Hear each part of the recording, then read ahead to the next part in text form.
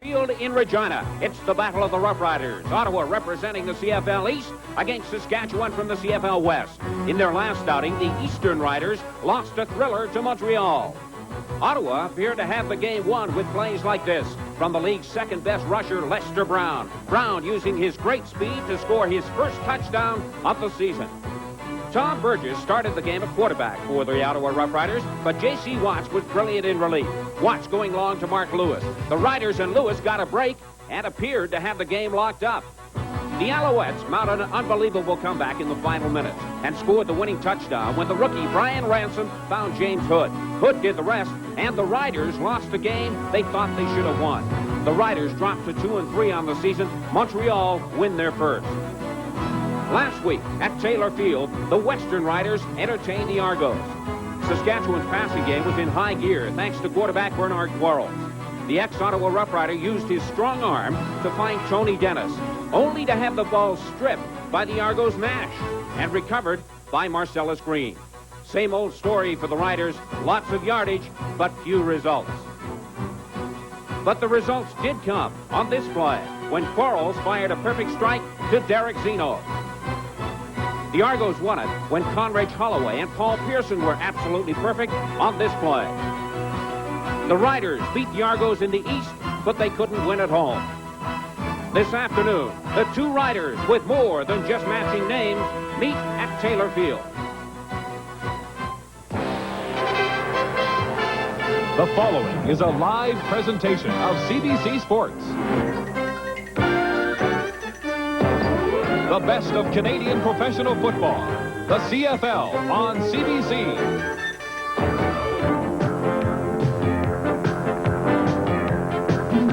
Welcome to Carling O'Keefe, CFL football.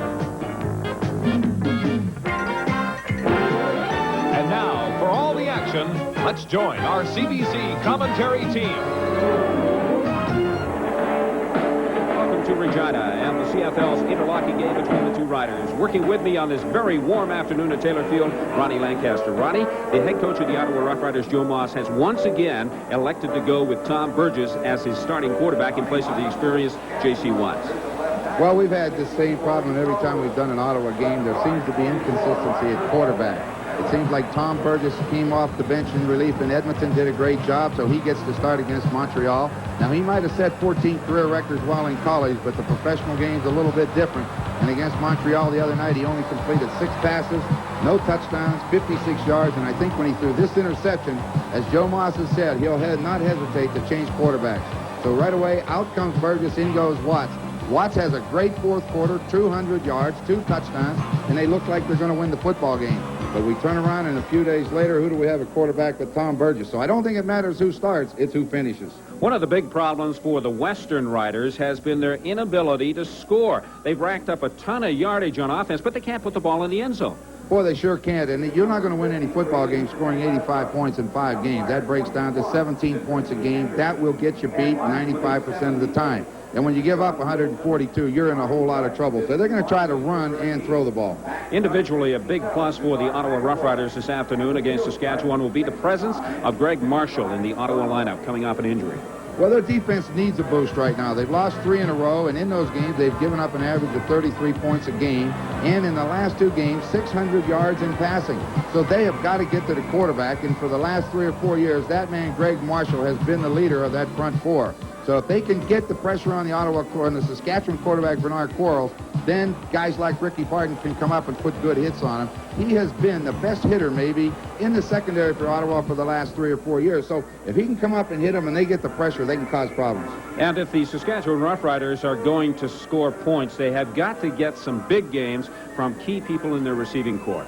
Well, they want to run the football a little bit, but I really believe today Derek Zeno and Mike Elarms are going to be the key to the football game.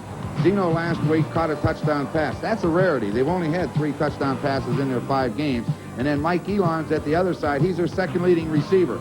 This guy has the ability to catch those short hook passes, curls, and outs, but he has the speed to go deep. And when you think big plays, you think deep. So I really believe today we're going to see Zeno and Elarms working on the Ottawa corners. You mentioned the fact that the Ottawa Rough Riders have lost 3 games in a row. They can ill afford to lose 4 in a row because they don't want to get out of touch in the Eastern Division. No, I think with the new playoff structure this year, coaches have to look down the road and see what's going to happen down in the future. And you've got to win when you play. Every time you walk on the field, you've got to win because you don't want to have to make them up later. Very quickly, I'm going to put you on the spot again. Who's going to win here this afternoon? I think Saskatchewan's offense is going to come to life. Okay, we're a few moments away from the opening kickoff here at Taylor Field. It's the Eastern Riders against the Western Riders. Both clubs going into this game with a 2-3 record. Right now, let's go to CFL Control and my World Cup colleague from Mexico, Chris Cuthbert. Thank you, Steve, and welcome to CFL Control. Always interesting when these two teams meet because they have so much in common, not just their nickname and their record so far this year.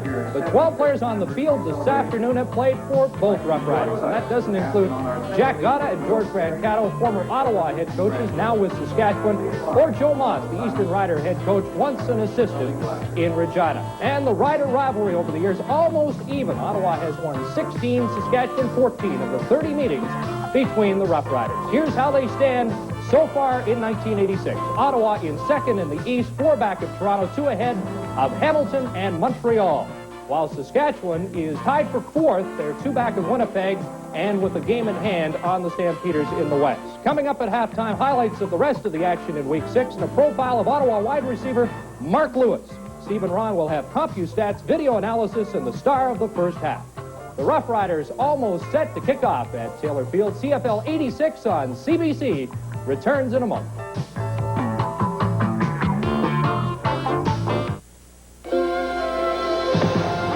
In the minors, you must have called it all 1,000 times. Then one day, you got the call. What's this, rookie umpire?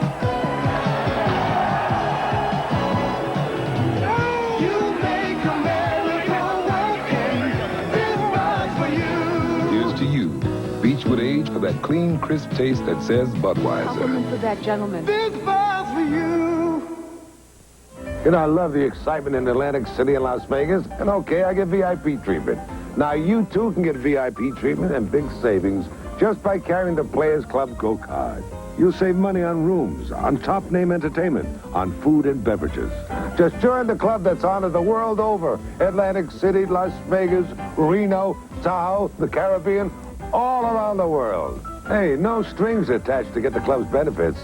You listen to Telly? Call Players Club today. Taylor Field in Regina, very little wind to speak of. The referee for this afternoon's game is Ken Lazaruk, 39 years of age, born in Winnipeg, Manitoba, in his 10th season in the CFL.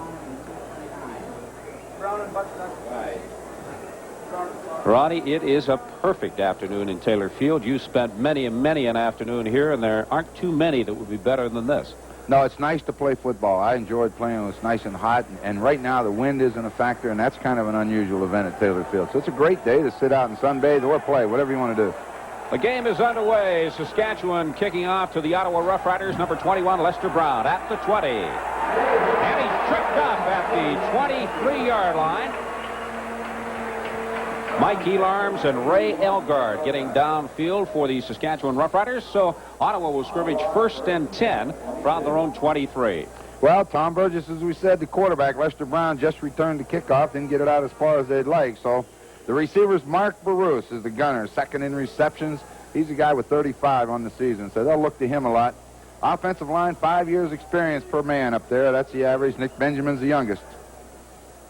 1st and 10, Ottawa Roughriders. The ball from their own 23. Opening seconds of the first quarter. Lester Brown trying to find some running room on the left side. Gets to the 25-yard line. Magruder is there to meet him for the Saskatchewan Roughriders. Well, up front, that's a pretty good defensive line. Nick Hebler right now with 4 sacks is their leader. The linebacking crew, not any difference than it was the other day, or all their games, I guess. Moten, Jackson, and Lowe. Eddie Lowe has been the standout in the secondary. The only change since opening game is Eddie Ray Walker is in there now. He's been there for most of the season. Pickup of 3 on the last play. 2nd and 7, Ottawa. Burgess under pressure, just floats it up. Looking for Reggie Butts, and it's complete. Reggie Butts at the 54-yard line. Mike Magruder there to make the stop for Saskatchewan. Very fortunate to get the ball away. The Saskatchewan Roughriders come with a full-out blitz. They got everybody up there, and you're going to see the rush come. You see Burgess throw off the wrong foot. He throws it short. Butch just kind of fades away from Magruder and makes the catch. It's a big, big play. You know, when you gamble, it's what you got to do. Big gain of 31 yards for the Ottawa Roughriders, who are now 1st and 10, and they spot the ball at the 54-yard line.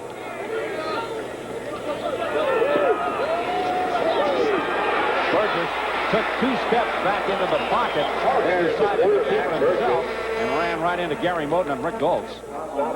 Good job of coverage downfield. He tried to throw it quick, and when you have to throw the ball in a hurry, if it's not there, he did the wise thing. Pull it down, go straight ahead, and instead of taking a loss or chancing interception, he gets 2 yards.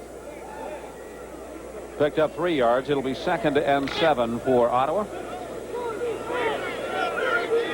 The ball is now at the 54-yard line of the Saskatchewan Roughriders.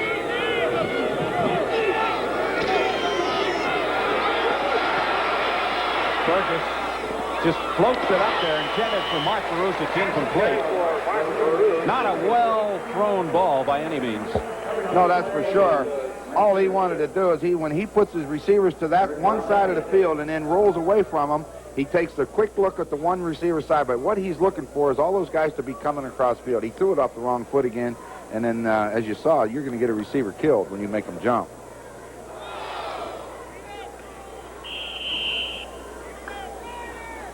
Kenny Clark, the veteran for the Ottawa Roughriders, in punting position. He'll get this punt away from his own 45-yard line.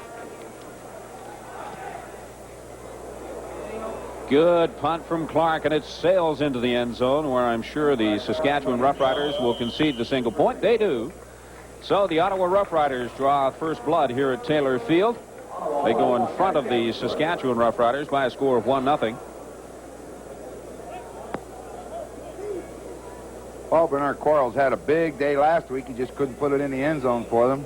Denny Ferdinand gets the opportunity to start today. The receivers, we think Zeno and Elarms are going to have a big day. Ray Elgard's only got 10 receptions this year. That's way under his average. And up front, they average about eight years across that offensive line. 1st and 10, Saskatchewan. The ball at the 35-yard line. Quarles fires incomplete. In and out of the arms of the intended receiver, Bobby Johnson. Treg Sanji was defending on the play, and Sanji is starting in place of Siegler. Well, this is supposed to be the strength of the Ottawa Football Club, the front four, and that is a good one, and they're going to have to get Bernard Quarles today. The linebackers, 2 changes. Steve Harrison in for Sovieta, Henry Taylor in there for Al Washington, and as you say, Treg Sanji starts for Siegler because of a hamstring injury. It's going to be a test for them. On 2nd and 10, Quarles.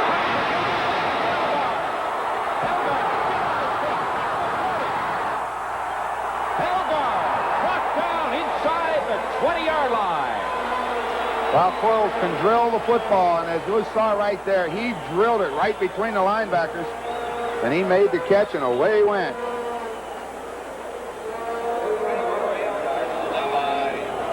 Watch Quarles. He'll drill it right over the middle. He looks out in the flat, but watch Daryl Nicholson. The ball goes right by him. Bang.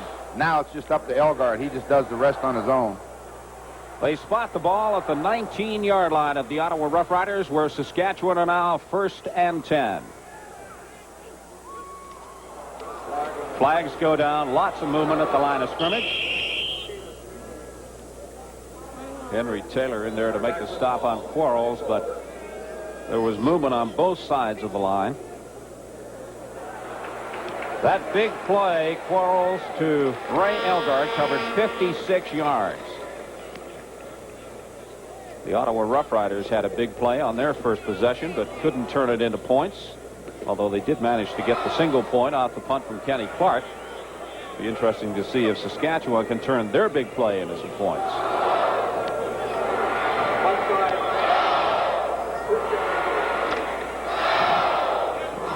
Early movement on the part of the Ottawa Roughriders. That makes it 1st and 5 for Saskatchewan. The ball's at the 14-yard line. Denny Ferdinand, and he's dropped for a loss of 2 yards. James Curry getting through to bring down the Saskatchewan running back. Somebody just missed block. There's no doubt when you get that deep a penetration from a defensive lineman that fast. Curry never had an opportunity. You'll see Curry. He hits, makes the hit off the tackle, and bang, he's in the secondary. They just misread the defense. A loss of 2. 2nd and 7. Ball's at the 15-yard line. Quarles springs to his right. Fires into the end zone. In and out of the arms of the intended receiver, Derek Zeno. Make that Ray Elgar. Well, just sprint outside. I mean, it's nothing wrong with the call, nothing wrong with the play. It was thrown well. Quarles a little disappointed because Elgar was definitely behind Sanji. Watch him. He just sprint to his right. Sanji got man-to-man coverage on Elgar. He just runs away from him. Watch how far he is behind him. It's just a little bit too far. Ooh. So the Saskatchewan Roughriders will try the field goal from Dave Ridgway. It's up and it's good. So Saskatchewan go on the scoreboard. They lead the Ottawa Roughriders 3-1, 10-14 to play in the opening quarter. You know, a big wheeler dealer like me has to keep up on sports. And what's a better deal than picking up a copy of Sports Illustrated? You see... Sir, I got a better deal. Right, kid. You see, Sports Illustrated gives me the feeling Sports Illustrated gave me this Football Follies video cassette. 44 minutes of football's funniest moments. And it's free with my paid subscription. Free? Come on. I also got 1/2 off your newsstand price. 27 action-packed weeks for 3 installments of just $9.79 each. Plus, I get their famous swimsuit issue and this NFL schedule. Free. Just call this toll-free number. You can even use your credit card. Okay, let's get this straight. They get over 50% off the special issues, the schedule, and the free NFL tape. Now, see, kid? That's a great deal. Gee, sir, you're right. Yeah. Oh, Sports Illustrated? I want to renegotiate. Sports Illustrated. Get the feeling. Call now. 1-800-221-5900. Robert Reed there, he was the #1 draft pick by Saskatchewan in '84 from Simon Fraser. He was in that big trade last year where 6 players traded uniforms. He's been a backup of their wide receivers, their slot backs, and running backs. And today, he gets the opportunity to start at that slot back. And, you know, a couple years in the league, maybe it's his turn. Dave Ridgway getting set to kick off following the field goal for the Saskatchewan Roughriders. Lester Brown takes it inside his own 5. Coming straight up the middle. Tripped up at the 25-yard line. Perhaps got out to about the 27-yard line. Bobby Jurison in there to make the stop for the Saskatchewan Roughriders. And this is the kind of day when all you need at Taylor Field is a pair of shorts and a T-shirt. Absolutely perfect. And there's a lot of them around. I see an umbrella down there. They're staying out of the sun. It's hot down there today. He'll get hot if they don't get this ball moving. 10 minutes to play in the opening quarter. Saskatchewan leading by a score of 3-1, but Ottawa's got the ball. 1st and 10 at their own 27. Quick pitch. 1-yardage there for Lester Brown. Eddie Lowe in to make the stop, assisted by Fran McDermott.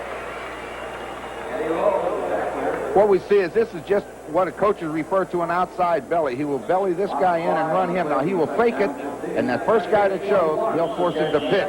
Well, watch the defense play it. All right, the quarterback fake to the fullback. Now, Hebler's there. Make him pitch it. Excellent defensive play by Eddie Lowe and Fran McDermott. They take the ball carrier, no gain. That's the way you play the offense. Mike Hudson, number 73, is into the ball game for Ottawa, replacing Reed.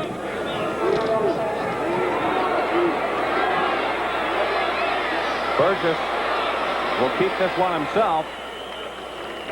Eddie Lowe and Magruder forcing the Ottawa quarterback out of bounds, but not before he picked up 7 or 8 yards. Well, that was a different play. Started to roll to his right to the wide side of the field and then reverse it and come back to the short side. The Ottawa secondary, I thought, did a great job. They just sat deep and said, if you want to run, go ahead. And he got 5 yards, and now they have to punt it.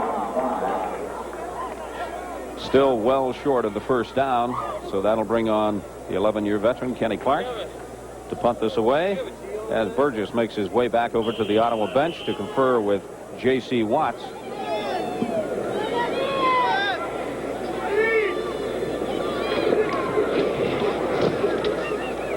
Not the best of punts from Ken Clark. taken by Zeno. Zeno's at the 40, looking for some running room. He ran back to the 39, and that's where he stopped. And that's where the Saskatchewan Roughriders will scrimmage 1st and 10. Well, there's a guy we talked about a few weeks ago. You seem to talk about him every week. Nick Hebler, I think he said he lost 30 pounds. In great shape. Looking forward to a big game today, and really looking forward to Saturday when he goes to D.C. under the dome. So if he can win this one, it'll make his day for him. In the offseason, of course, Hebler traded to Toronto and then dealt to Saskatchewan. He's enjoying life here in Regina. 1st and 10 for Saskatchewan from their own 40. Bobby Johnson with some running room. Johnson stopped at the 50. Should have the first down. Phil Jones over to make the tackle for Ottawa. Well, that's what Coach Gott and him were saying before the game. They felt they had to run the football, and they like the way Bobby Johnson carries it. He's 4th in the CFL in rushing right now, so they want to run a little bit. Those Ottawa linebackers sit awful deep. A gain of about 10.5 yards on the play. 1st and 10 for Saskatchewan. Quarles. Complete to Elgard. Elgard goes down by himself. Yeah, they ruled that he went down at the 51-yard line. Henry Taylor was there to make the stop just in case he didn't go down. Yeah, we feel they're going to get a lot of work outside. They take Elimes and break him in, and that takes him out of the way, and then Elgard will just swing right out into the flat. He'll be wide open.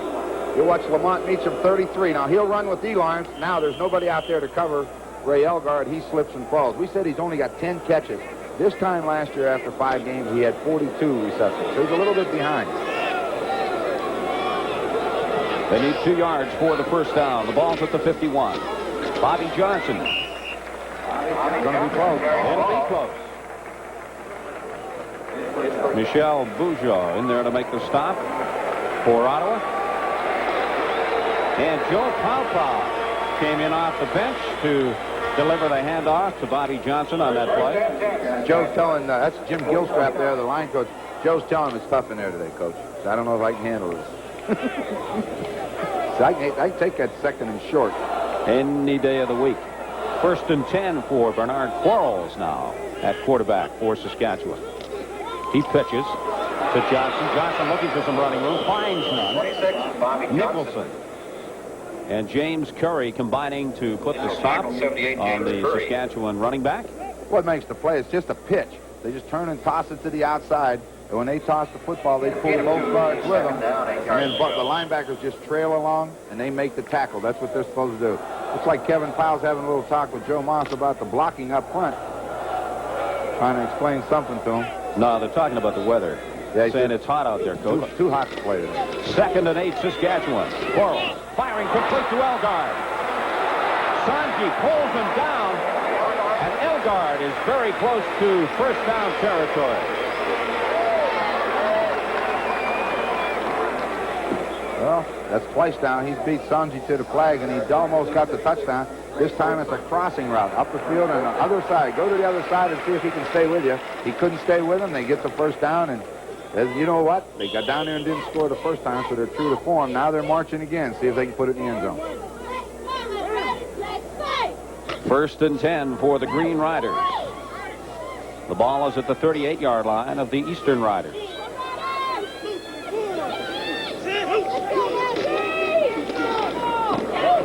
In and out of the arms of Elarms. Couldn't hang on. Darrell Hall was covering on the play for Ottawa. Well, we said they were going to work on those Ottawa corners today. I really believe that that's the game plan of Saskatchewan, just talking to them before the game. Just a simple down and out and work on number 24, Darrell Hall. See if he can cover him. You'll see Hall giving ground. Elimes goes about 6, turns to the outside, drops the football. Got to catch that one. McTagg is into the ball game, replacing Elarm. 2nd and 10 for Saskatchewan. Quarles pumps once and then is brought down from behind by James Curry. Tremendous pressure applied there by Greg Marshall. Well, that's what we said in the opening, and that's what Ottawa has to have. They have to have Greg Marshall and that man, James Curry, along with Bourgeot and Lewis. They've got to get to Bernard Quarles, because if not, it's going to be a tough afternoon. So that makes it 3rd and 10 for Saskatchewan, and that brings on Dave Ridgway, who will try one from the 45-yard line. His longest this season is a 50-yarder. Ridgway certainly got the legs, and he is deadly accurate. So Ridgway splits the uprights. Saskatchewan take a 6-1 lead over the Roughriders. 5:02 to play in the first quarter.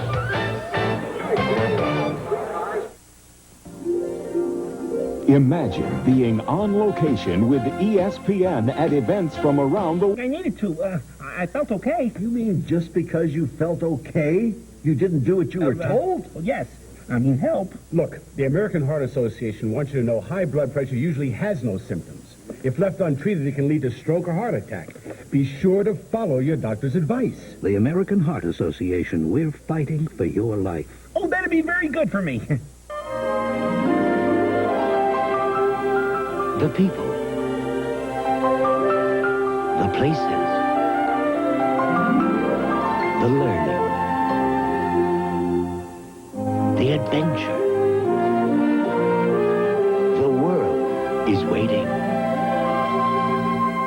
Be an exchange student. Write Youth Exchange, Pueblo, Colorado, 81009.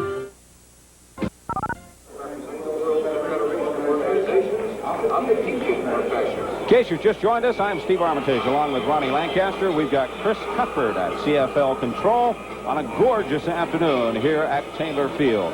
We've got 5 minutes and 2 seconds remaining to play in the opening quarter. Saskatchewan leading the Ottawa Roughriders by a score of 6-1. Dave Ridgway coming up with a couple of field goals.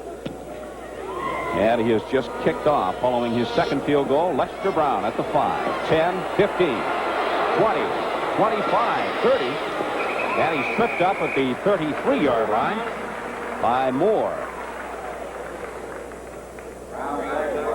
You know, the Saskatchewan's had a guy coming down the field free on the opening kickoff.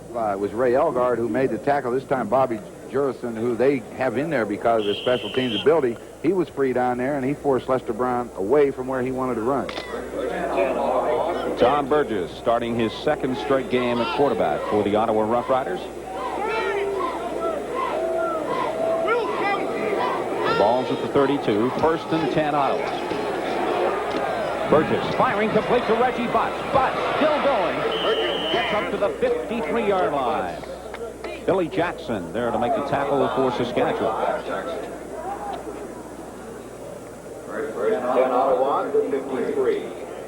Well, just a quick sprint.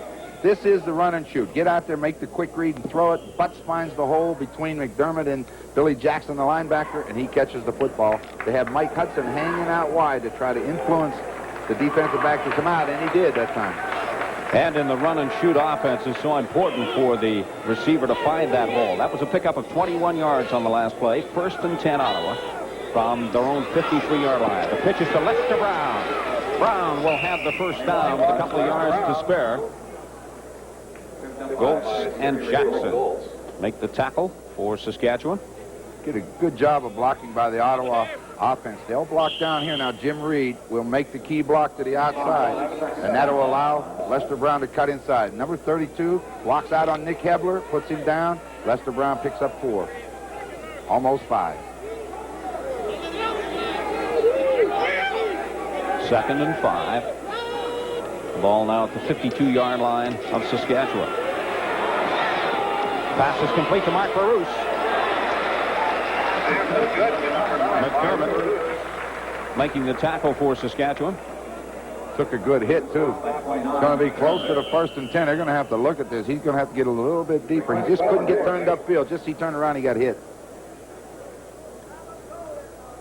Ottawa's leading receiver by a country mile. A gain of approximately 4 yards on the last play, and there you see how close it is to being a first down.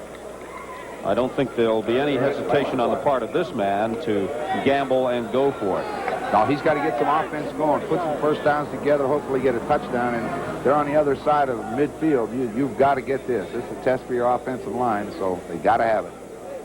In 1985, the Ottawa Roughriders and Saskatchewan split their series, both winning at home, and Ottawa hasn't won at Taylor Field in Regina since October the 1st, 1983. And Joe Moss thinks they're overdue. 3rd and inches, an early gamble on the part of Ottawa. And Burgess elects to keep it himself on the quarterback sneak. Should have the first down inches necessary. I think if you go back and check the Ottawa-Saskatchewan series for a long time, you're going to find that Saskatchewan usually wins in Taylor Field. Ottawa usually wins at Lansdowne Park. Of course, the series began in 1961, and since that time, as Chris mentioned at the beginning of the game, Saskatchewan has won 16, Ottawa 14. 1st and 10, Ottawa. The ball's at the 47-yard line. Saskatchewan. In and out of the arms of the intended receiver, Mike Hudson. Good pressure there from Fran McDermott. Well, he came on that halfback blitz from the outside. And, well, I'll tell you, there just didn't anyone to pick him up. And when that front side of the defense stops your roll, don't allow you to get out, well, you take the hit from the back. See, the Ottawa defense wants to get upfield, make him stop. Now, run him down from the back, and look who does it. McDermott, number 29, in there on that safety blitz. So it's 2nd and 10 for the Eastern Riders. The ball still at the 47.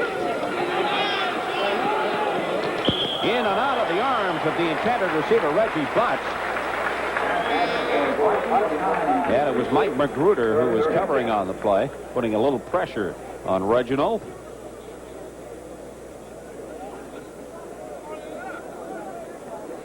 Want to pass our congratulations along to Mike Hudson of the Ottawa Roughriders.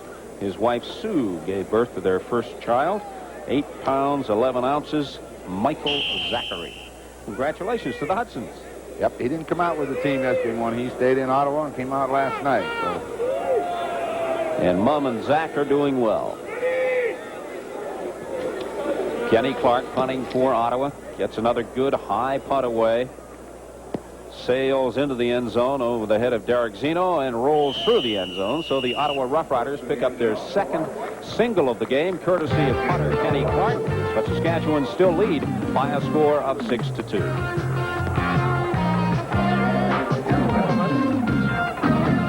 Veterans, have you called yet for your free copy of the 1986 Guide to Veterans Benefits? I'm Roger Staubach. Are you personally up to date on all the government benefits available to you? Loans, help with education, medical and dental benefits, insurance. This valuable publication tells you who's eligible, what's available, where to apply. If you're a veteran, call this toll-free number right now. You'll get this new 1986 Guide to Veterans Benefits absolutely free. Find out what government benefits you're entitled to collect. If you're a veteran, there's no cost and no obligation. All it takes is one quick phone call. You owe it to yourself and your family to get the facts. So call now. Veterans of all ages call 1-800-582-9900. That's 1-800-582-9900. The benefit guide is free, and so is the call. That's 1-800-582-9900. CFL 86 on CBC continues Thursday. Viewers in Edmonton and the East will see the Eskimos and Alouettes from Montreal. The rest of the West, plus viewers in Toronto, Hamilton, Barrie, and Wingham area, will see the Blue Bombers and Tiger Cats in Winnipeg. Yeah, Chuck Ely and I will have that game for you. Edmonton and Montreal. Don Whitman, back from a fine job at the Commonwealth Games in Edinburgh, Scotland. We'll be working with Ronnie on the Hamilton at Winnipeg game. Both of those games on Thursday night on CBC television. 1st and 10 for Saskatchewan. The ball at their own 35-yard line following that 66-yard single from Kenny Clark. Bobby Johnson looking for some running room. Slight hesitation there on the part of Johnson going into the line. He probably picked up 2 or 3 yards as a result of it. Yeah, it's a good job. They try to bring him to the right side. It's clogged up. So now when that happens, a good running back looks for some sort of daylight. He found it. Picks up about 3 or 4. It was a gain of 4 yards, so it'll be 2nd and 6, Saskatchewan. We're in the final minute of the opening quarter here at Taylor Field. Saskatchewan in front of Ottawa 6-2.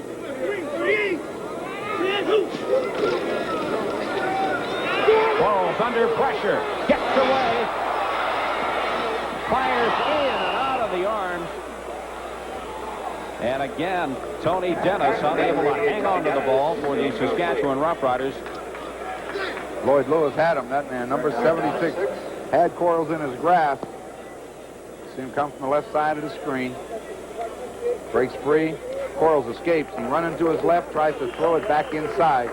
And as a result, throws it a little bit behind him. Still should catch it.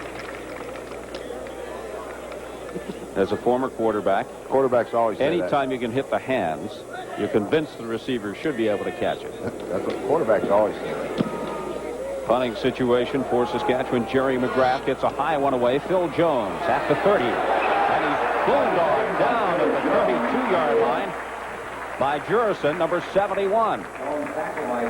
Well, Jurison's getting his first opportunity to play. Rookie from Northern Michigan in his first season with Saskatchewan. That's what he's there for, special teams.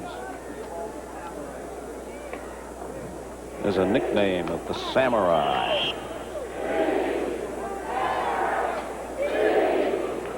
12 seconds remaining in the opening quarter.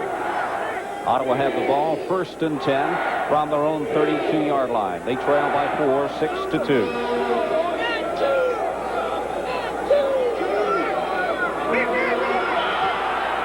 Long count, and it was too long.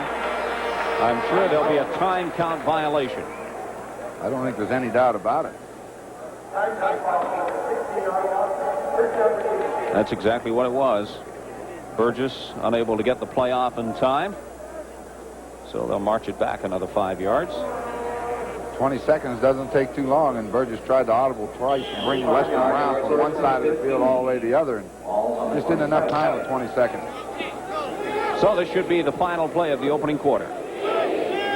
Now 1st and 15 for Ottawa. Burgess just dumps it off to Jim Reed. Reed unable to hang on. Eddie Lowe applying tremendous pressure there, and there goes the gun to end the first half of play here in Regina, Saskatchewan, with a 6-2 lead over the Ottawa Roughriders. I'm Charles Schwab. Over 1 million investors who make their own investment decisions trade with us. Here are a few reasons why. Sorry to keep you waiting, Nick. Had to phone my broker. Your broker? It's 9 p.m. Right. Oh, I can place an order anytime. 24 hours a day, 7 days a week. You see, my broker's Charles Schwab. Oh, hold it, Dave. Isn't Schwab a discount broker? Sure. Schwab saves me as much as 70% on commissions. And you can place an order 24 hours a day? Yeah, any day of the week. My order will be at the stock exchange when the market opens tomorrow. Well, we're making our presentation. Well, the service and discounts sound great. Maybe it's time for me to give Schwab a call. For a free booklet on how you can save up to 76% on brokerage commissions, call 800-372-3000, toll free. That's 800-372-3000. Charles Schwab, a Bank America company, member SIPC.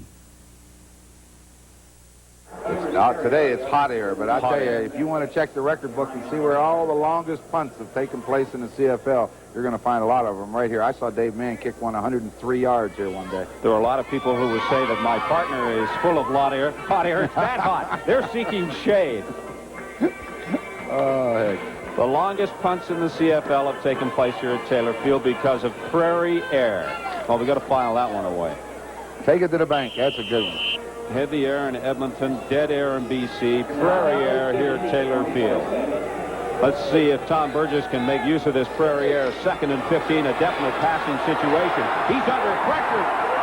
Burgess is brought down. A big sack by the Saskatchewan Roughriders. Rick Goltz leading the way for Saskatchewan, assisted by Nick Hebler. Well, Saskatchewan was sitting there with a long passing defense. They're just sitting back there waiting on it, and Burgess made a little mistake and tried to run away from trouble, and as a result, he's back to about his 8-yard line. He'd have been better off just to go ahead and take the sack and fall down. And I think Joe Moss would be the first to agree with that. Not too happy with the state of affairs for the Ottawa Roughriders here at Taylor Field. Punter Ken Clark will get this away from his own end zone. The Saskatchewan receivers showing Kenny Clark a lot of respect. Magruder almost got through and blocked that. Zeno, he's at the 50. Into Ottawa territory, and he's brought down at the 51-yard line. So So we've got 14 minutes and 19 seconds remaining to play until halftime. Saskatchewan lead by 4. Mankind has always been pressed for time, but never more so than in American business in the 1980s. For instance, some people are so obsessed with saving time that they don't read the Wall Street Journal, which is rather odd, considering how little time it can take. In just a few minutes, the Journal's front page gives you summaries of the day's most important business developments. Of course, if you have a little more time, you can dig a little deeper and discover how efficiently organized the Journal really is. Now, granted, reading the Journal doesn't exactly save you time. It just helps you spend it more wisely. Call 800-372-3000 for this special introductory offer. 13 weeks for just $29.50 with a money-back guarantee. 13 weeks, $29.50. Phone 800-372-3000 now for the Wall Street Journal. Coach Moss is really pleased with the offensive performance today, and let's face it, that's the guy that was the starter, and I don't think you'd ever hesitate to put your starter in the ballgame. And there's Gary Lewis, who has done an outstanding job defensively so far in this game for Saskatchewan. Saskatchewan have the ball, and Bernard Quarles is still a quarterback for the Roughriders. 1st and 10. The ball at the 49-yard line of Ottawa.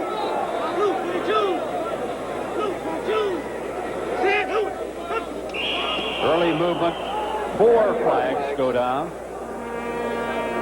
Laurie Skullroot may have moved just a tad too early there. Everybody did. It looked like Flag Day. They were flying everywhere.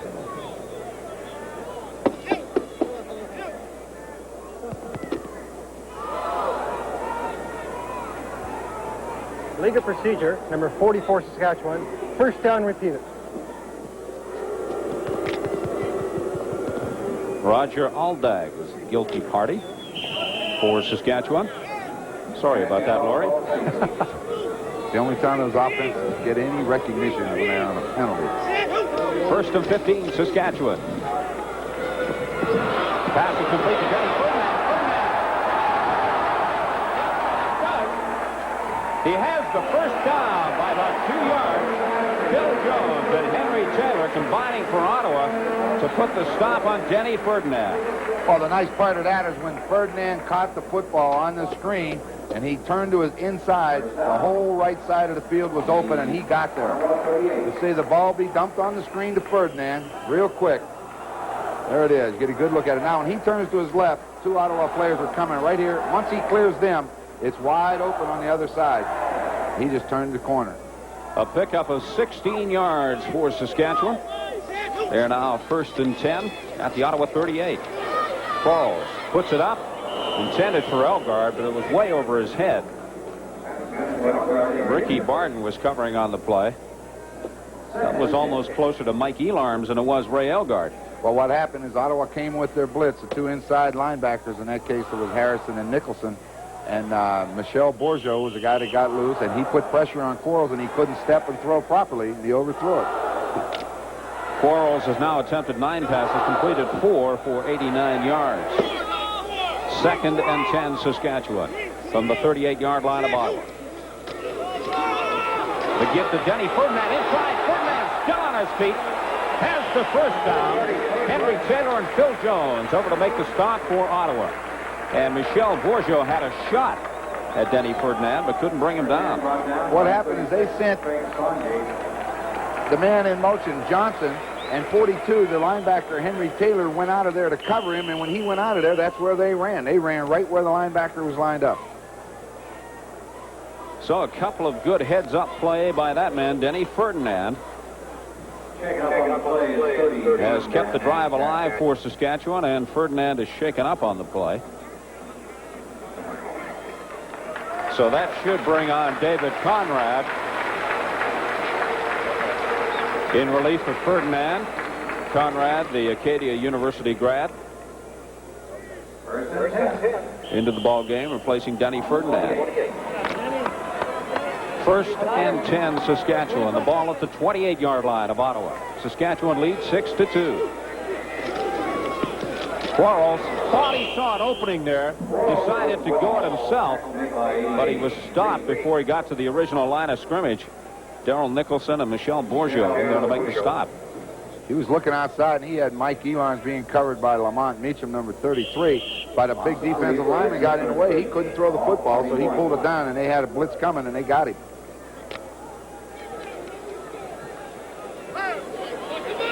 Second and 13 now.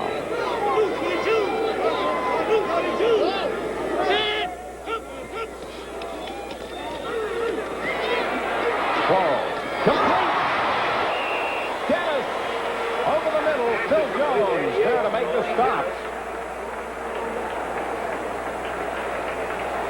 It'll be close to a first down. If it isn't a first down, it is indeed first down territory.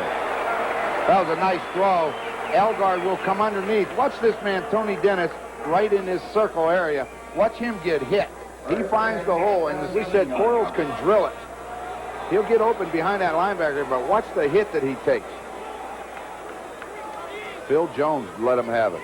That was a perfect strike, setting up a first and 10 situation. Conrad through the middle, down inside the 10-yard line. Ricky Barton and Steve Harrison combining to make the tackle for Ottawa. Good job up front. Vic Stevenson and Neil Quilter, offensive guard and tackle, opened the hole for Conrad. Short yardage. Pow goes in on short yardage. This week on CBC television, Saskatchewan Roughriders at BC Place against the Lions. Nick Hebler returns to BC Place Stadium, and Ronnie Lancaster and Don Whitman will be there to bring you the play-by-play coverage of that game. Always fun to go to Vancouver. It's a beautiful place to visit, and it's a great place to watch a football game. And also anxious to talk to the new general manager out there, Joe Galat. Our congratulations to Joe Galat, formerly of the Montreal Alouettes, now the new general manager of the BC Lions, replacing Bobby Ackles, who has gone on to become player director of the Dallas Cowboys. And Michel Bourgeot is the injured Ottawa Roughrider being tended to on the field. Interesting story about Michel Bourgeot. If you haven't heard it already, he is deaf and has been deaf since childhood, yet he continues to play professional football at a very high level and play it well. He has not allowed his problem to interfere with his career.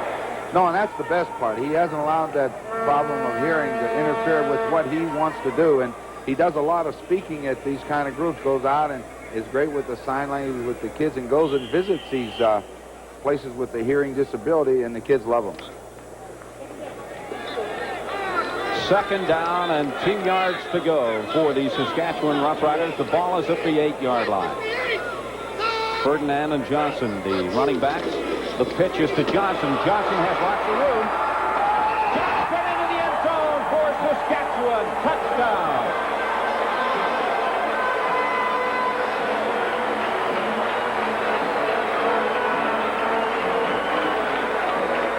Well, that's what their problem has been, getting down there but not getting any touchdowns. They've only had 7. This is number 8.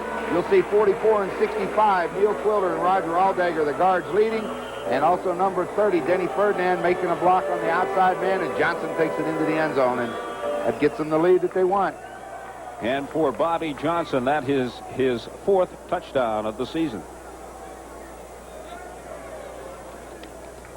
Convert is good from Dave Ridgway. So the Saskatchewan Roughriders go in front of the Ottawa Roughriders 13-2 with 10 minutes and 35 seconds to play until halftime.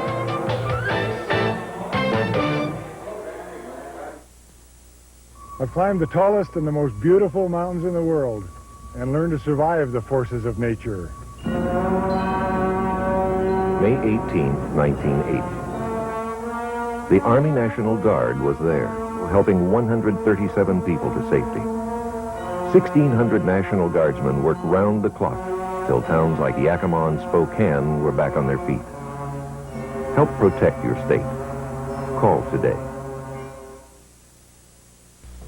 Life is just great after 50, and if you don't believe that, ask any YMCA member over 50 about being involved in their why. They'll tell you there's plenty of fun, fitness, and fellowship to be had by all in the 50-water exercise class, the Fitness Forever and Body Recall exercise programs, and the YMCA Healthy Back program, just to name a few. Your YMCA also sports an indoor walking jogging track. So remember, fitness isn't just for the young. Whether you feel 8 or 58, there's something for you at your YMCA today. Right there, Bobby Johnson, who has just scored the touchdown for the Saskatchewan Roughriders. Worth another look? Sure is. There it is, a little toss. Get behind Quilter, Aldag, Ferdinand, and David Conrad, and they get him into the end zone, and that's the name of the game. 13-2 in favor of Bobby Johnson and the Saskatchewan Roughriders. Lester Brown at the 30. And he falls down all by his lonesome before he got to the 35-yard line. Mark Ernest helped to keep him down, along with Billy Jackson. And that artificial turf is a little slippery as we see J.C. Watts come in to relieve the starting quarterback of the Ottawa Roughriders, Tom Burgess. So this time, Joe Moss is wasting no time in making the switch. We are early in the second quarter, and Burgess is out. J.C. Watts is in. Against the Montreal Alouettes, J.C. Watts did a tremendous job in generating some offense for Ottawa. Let's see what he can do against Saskatchewan. J.C. still on his feet. And he gets to the 47-yard line where he's dropped by John Gonzalez. That is the kind of a play J.C. Watts needs to get started with. We've said every year with J.C. he's a better runner right now than he is a passer. And when he gets outside and he can get upfield, he can make things happen. And when you're a running quarterback, there's nothing better than to go in and get it started right away. Over 2,000 career rushing yards. He came into this game having rushed the ball 24 times for a total of 112 yards and 1 touchdown. 1st and 10, Ottawa. The ball at the 48-yard line. J.C. middle in and out of the arms of Fran McDermott. We're going to get a pass interference call, and that's what J.C. Watts was upset with. Number 29, I believe, Fran McDermott, the guy that almost intercepted it. He had his hands on Bruce as he tried to break inside. He grabbed him.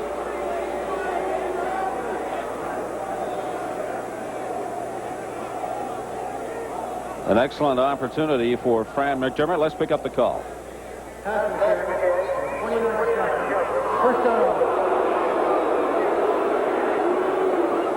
Yeah, we'll take a look at it. Right there, when Bruce tried to break inside, just before he broke, McDermott grabbed him by the jersey and pulled him back so he couldn't get ahead of him.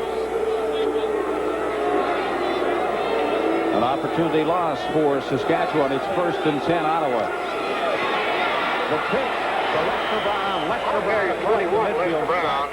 Eddie Ray Walker there to make the tackle for Saskatchewan. Well, what's a good play right here. I thought Eddie Lowe got upfield in a hurry, and now Lester Brown has to turn inside, and when he did, that man, Eddie Ray Walker, was right there waiting on him. Ball is in center field. They spot the ball just over the midfield stripe into Saskatchewan territory, where it is now 2nd and 8 for Ottawa. J.C. Watts in and out of the arms of Trent Bryant. Pass was intended for Barouche, number 9. Intended for Barouche, but that man right there almost picked it off for Saskatchewan. Yeah, he just sat back down here at the bottom of the screen and waited on it. He didn't do anything. He just sat where he belonged, let his man go. Watch him right at the bottom. His man will come down and go to the post, and he'll come over here, and he'll just stand in one place. He doesn't move. Watch him. He backs up, lets it go. Now he'll just sit. Now when the ball's thrown across field, he's sitting there waiting on it. Barouche knocked it out of his hands, which is a pretty good play. Kenny Clark brings on the Ottawa punting team. 3rd and 8.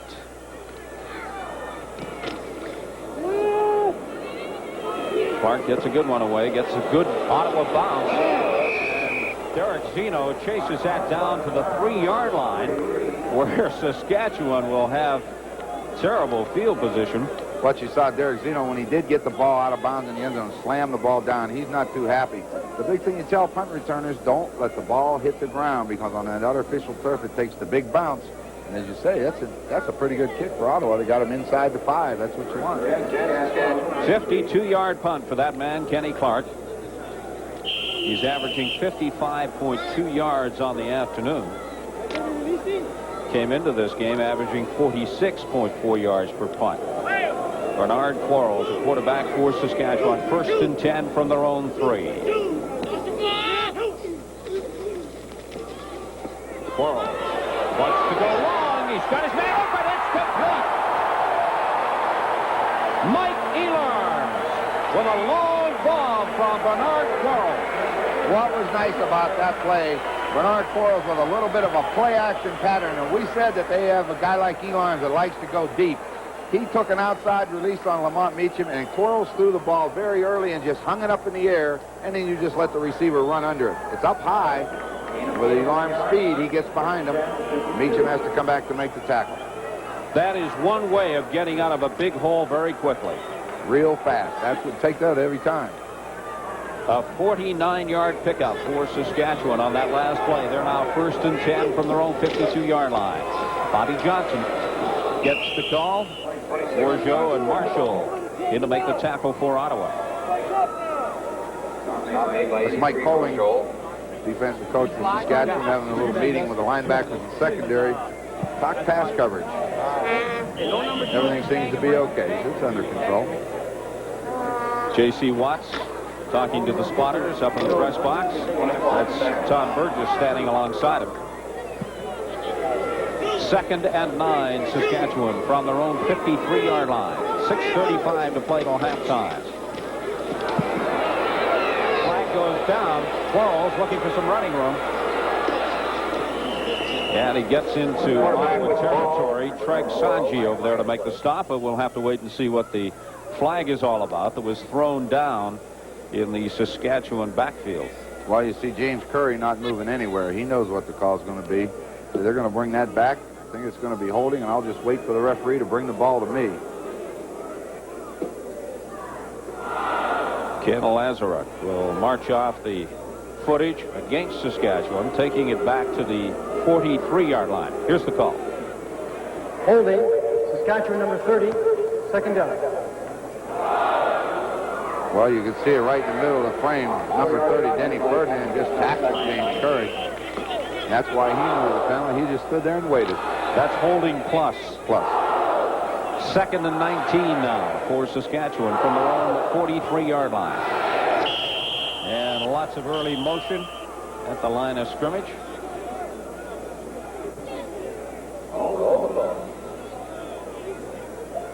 Little lack of concentration on the part of the Saskatchewan Roughriders. A holding penalty and then early motion. Maybe the heat's getting to them. Oh, I shouldn't think so yet. Legal procedure, Saskatchewan, 2nd down repeater.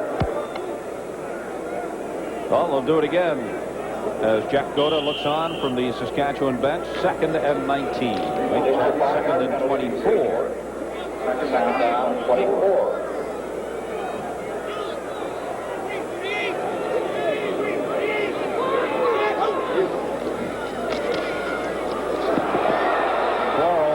Trying to run it himself, gets to the 45-yard line.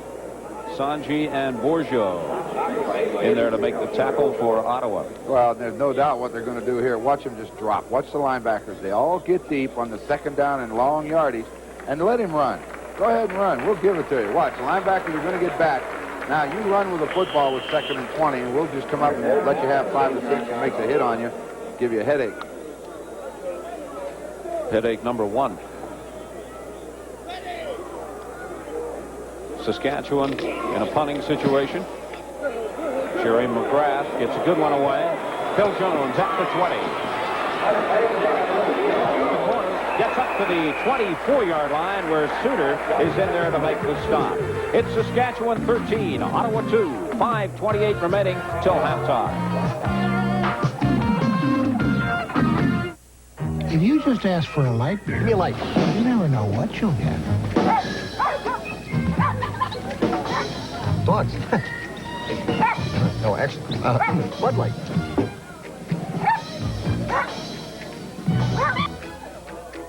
So if you want the less filling light beer with the first name and taste, ask for Bud Light. Yours? No. Because everything else... Give me a light. Showtime! ...is just a light. If you don't read the Wall Street Journal, you're saving a little time. when you could be investing it.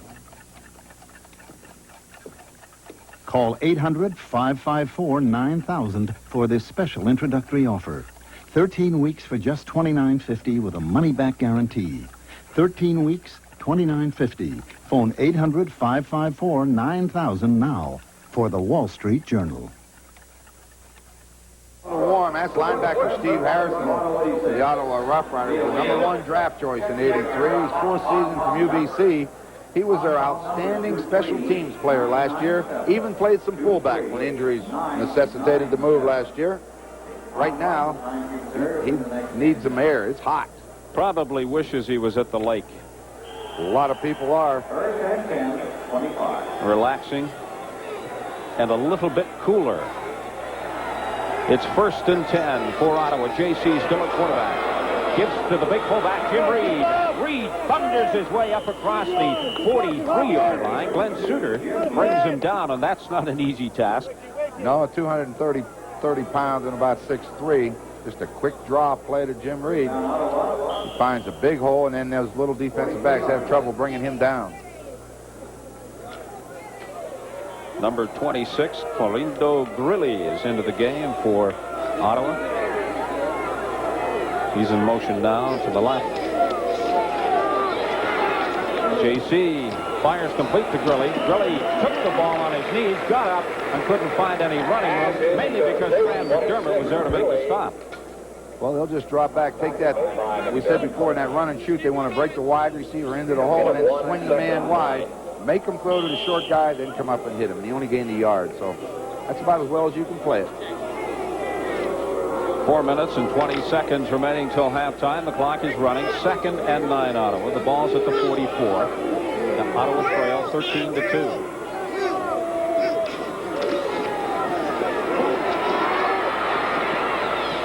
Complete to Mike Lewis. Lewis bouncing around at the 50. Across the midfield stripe into Saskatchewan territory. Billy Jackson in to make the stop, and we've got a profile on Mark Lewis. We're going to tie him together with his father, Leo Lewis. Well, they need to get this wide receivers into their offense also. They've been going to Baruch so far, as you said earlier. He's the guy that made all the catches, but this side you see he's wide open out here. A couple good moves and gets the first down, and then he trips. They are moving. That's what they have to do. Jim Reed. And Billy Jackson puts the stop on the big fullback. After picking up a yard or two, Gary Lewis in there assisting on the play.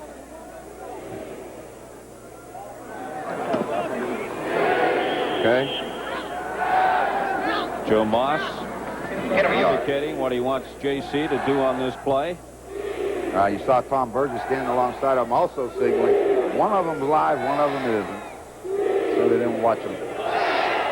2nd and 10. The ball is at the 53-yard line of Saskatchewan, and that's a time count violation. You've only got 20 seconds to put the ball in play, and J.C. has violated it, and so has Bernard Quarles.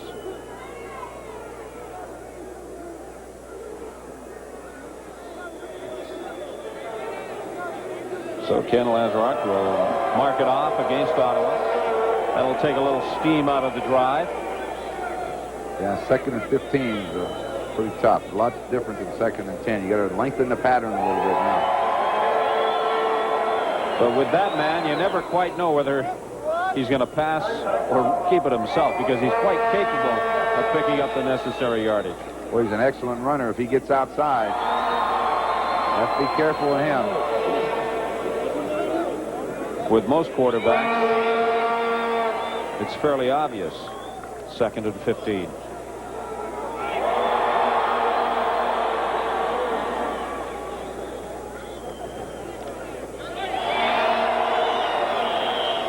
(13-2) in favor of the Saskatchewan Roughriders over Ottawa. 2 minutes and 50 seconds remaining to play till halftime.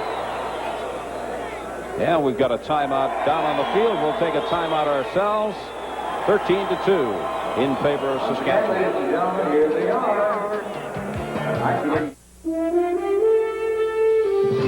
Forging, fitting up, hand finishing.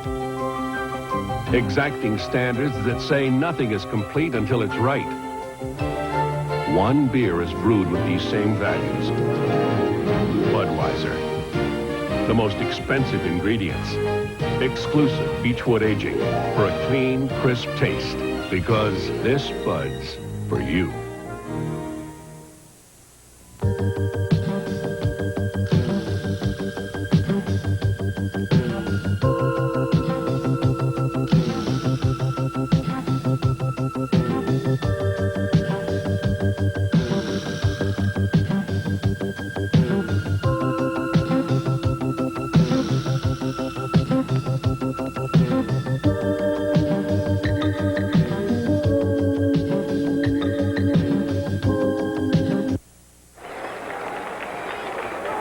Welcome back to Taylor Field in Regina. I'm Steve Armitage along with Ron Lancaster. We've got Chris Cuthbert at our control center. We've got 2 minutes and 50 seconds until halftime. Saskatchewan in front of Ottawa 13-2. And Saskatchewan have Ottawa in a bit of a hole. 2nd and 15. The ball is at the Ottawa 53-yard line.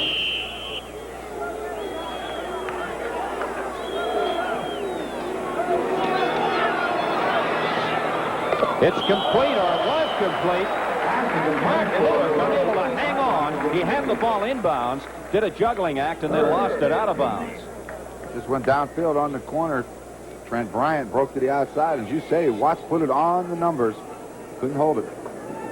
And he had the first down by about a yard had he been able to hang on. So it was a good pattern on the part of Mark Lewis. He had the necessary yardage, but he forgot the most important thing, and that is to hang on to the ball. So Ken Clark comes on to punt for Ottawa.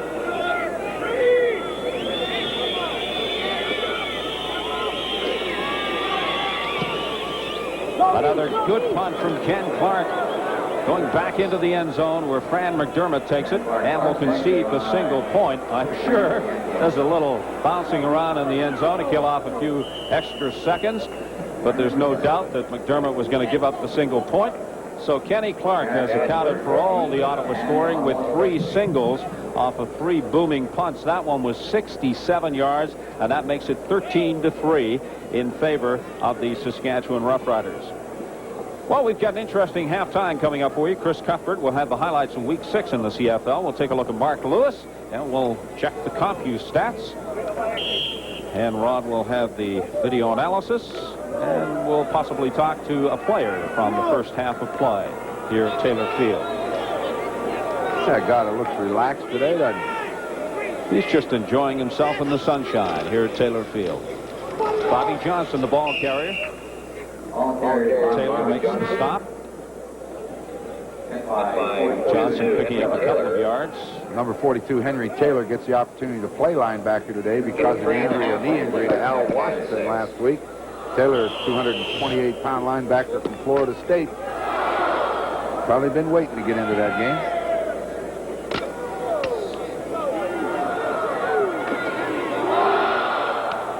Second and 6 for Saskatchewan.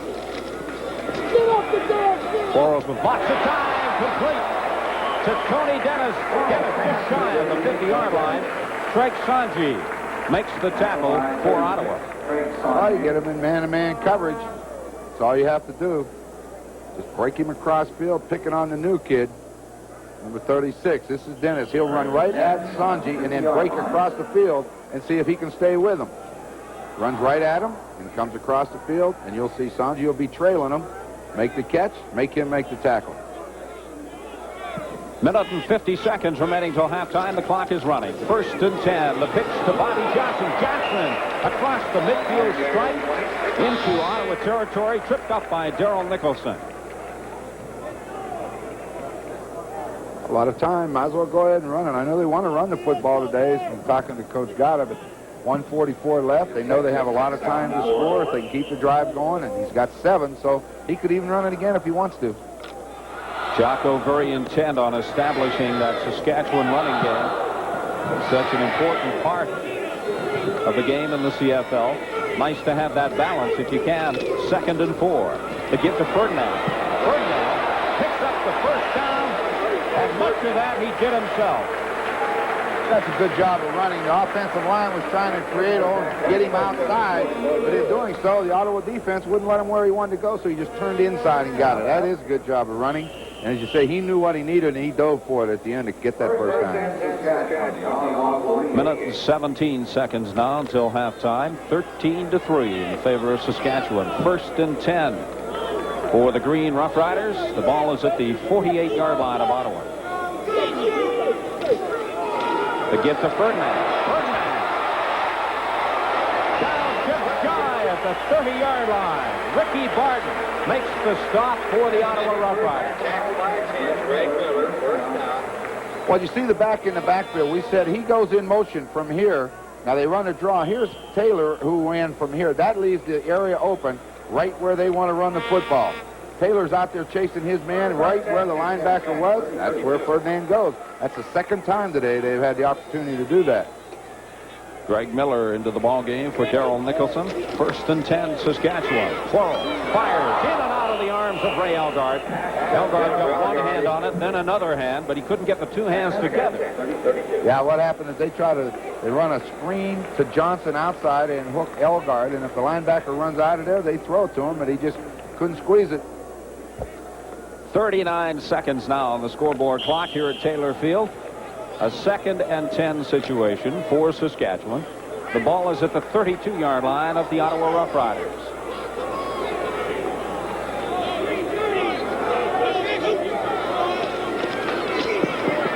Quarles in and out of the arms again of Ray Elgard.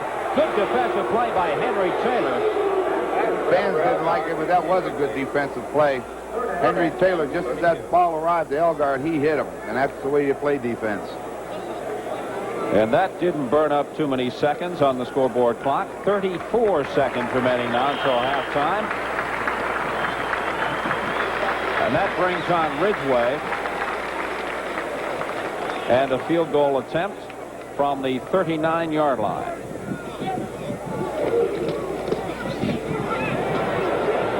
It's good.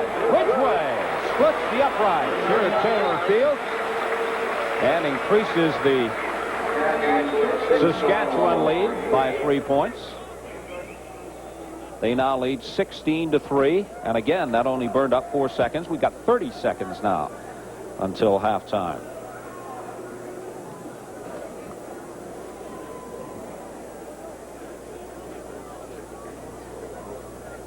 Well, Ottawa has to decide whether they want to move the ball downfield and try to put some points on the board, or do they want this 30 seconds to click off the clock. You saw J.C. Watts just talking to Joe Moss, so he's got his instructions. Now we'll find out what they're going to do. 1st and 10, Ottawa Rough Riders from their own 35-yard line. J.C. with lots of time. Got some room, too. Lots of room. That right side is open. But that burns up a lot of time on the scoreboard clock. Eddie Lowe taking J.C. Watts out of bounds. And now there's only 18 seconds remaining to play in the second quarter. Well, I think he got out of bounds, and the main thing is that the clock is stopped. 18 seconds, he's got time for 2 or 3 plays. Need another 10 yards or so, and maybe they can give Dorsey a chance at a field goal. His longest field goal of the season has been 45 yards. He's averaging 35 yards. And what little wind there is here at Taylor Field is in favor of Ottawa right now. 18 seconds to play till halftime. 1st and 10, Ottawa. Again, J.C. Watts elects to keep it himself, and he gets down to the 42-yard line. Goltz and Moulton there to make the stop for Saskatchewan. 12 seconds. Well, you know, they get expecting that rush, that defensive line, wind up and go after the quarterback. They're expecting the pass in this.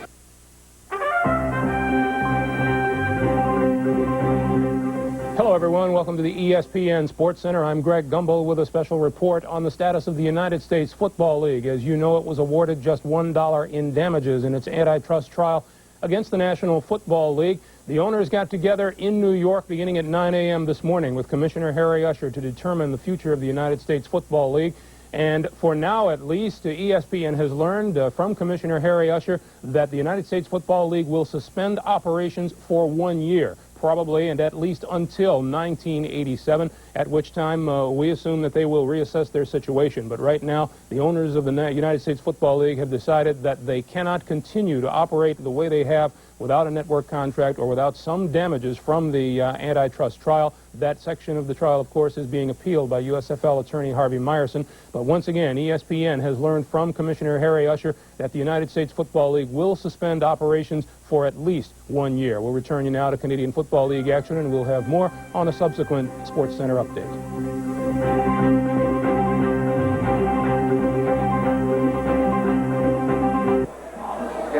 12 seconds to play in the second quarter. 1st and 10 Ottawa. The ball's at the 42-yard line of Saskatchewan.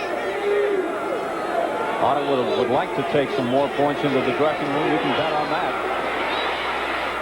J.C. Watts said he had his man wide open. Reggie Butts not happy with that at all. The ball falls incomplete. And had J.C. been able to raise that ball just another 2 or 3 yards, that would have been a touchdown, I'm sure. Well, I know Butts is all upset because he didn't get the football, but if you look back, J.C. Watts was sitting on his rear end, too. He didn't have time to hold it that long. You know, a quarterback doesn't have all day back there. There are some opposite-colored jerseys down there that will dictate how long you can hold the ball. And that play burned up 6 seconds, so now we've got that time remaining until halftime. And it brings on Dean Dorsey. A 49-yard field goal attempt. He's certainly got the distance, and he's right through the upright. So a 49-yard field goal for Dean Dorsey makes it 16-6 in favor of Saskatchewan, and we still got 2 seconds remaining to play till halftime. So we've had a lot of action in the last 30 seconds. It's amazing how many plays you can run off in that short a time frame. I don't think they'll get too fancy here. They'll just go ahead and run the football and kill the clock and go in and have a rest. Well, I'd be content to take a 10-point lead into the dressing room at halftime.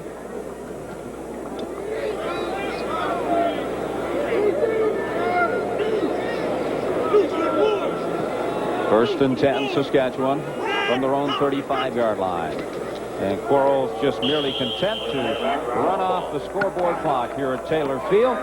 So that's exactly what Saskatchewan will do. They will take a 10-point lead into the draw. They lead the Ottawa Roughriders 16-6 at halftime.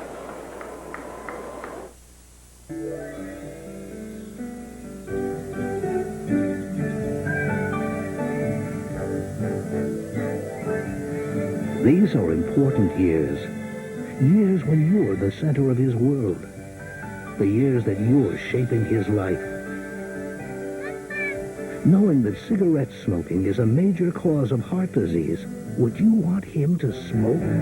The American Heart Association, we're fighting for your life. Here in this land of plenty, about 10 million people are hungry. Many don't know they're eligible for food stamps. They've lost a job, a farm, or a husband. Food stamps can help. Now one call can get you information to tell you if you qualify for food stamps and how to get them. America has made a place at our table of plenty for you. Call 1-800-453-4000. Mealtimes don't have to be tough times.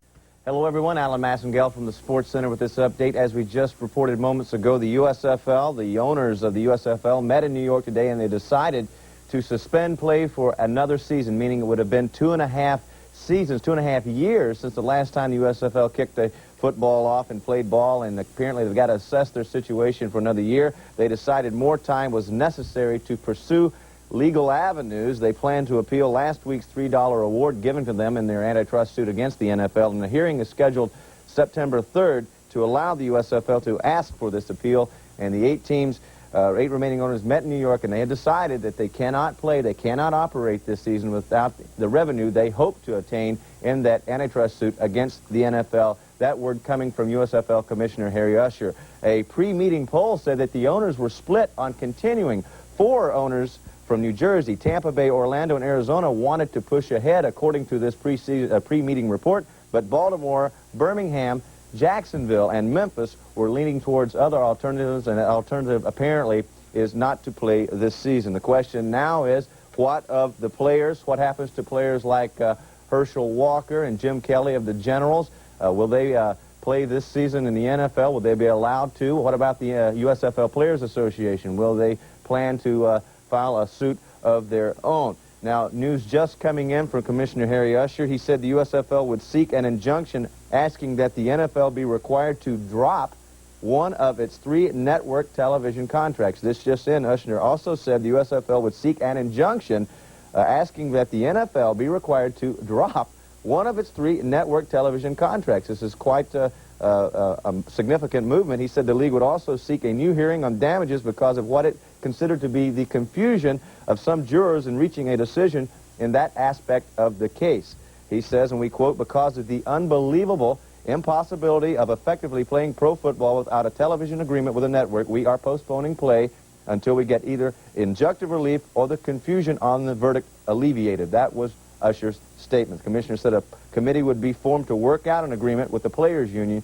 As I just said, they're going to form a players' union committee to work out problems on existing contracts. So more problems are coming up because of the recent decision today on the USFL suspending play for yet another year. Meanwhile, in Tampa Bay today, other developments, the equipment of the Tampa Bay Bandits was confiscated after the team was unable to pay a $150,000 levy for failure to pay a former player. A U.S. District Judge in Tampa ordered the property to be seized because former player Brett Clark, currently in camp with the Atlanta Falcons, says he wasn't paid what he was owed. Also, deputies were removing goods from a Tampa Bay mall property of a group called Bandit Ball Incorporated. We'll be back with more on the Sports Center update right after this timeout, and we'll follow as they become available from the USFL News in New York, so stay with us. YMCAs are recognized across the nation for excellence in aquatic programs, and your Yakima YMCA is no exception. Parent-child programs introduce youngsters to the water while providing special time for parents. Progressive swim lessons offer personal, caring instruction for children through adults. Water exercise programs are available for seniors, persons with arthritis, and expectant moms. Training is available in life-saving and scuba diving. The YMCA is America's favorite swimming place. Make the Yakima YMCA your place to be. Would you take something with a label like this? Or this? Or this? Or this? And what if you knew that this announcement is being brought to you by the American Heart Association, the American Lung Association, and the American Cancer Society? Don't pull the trigger.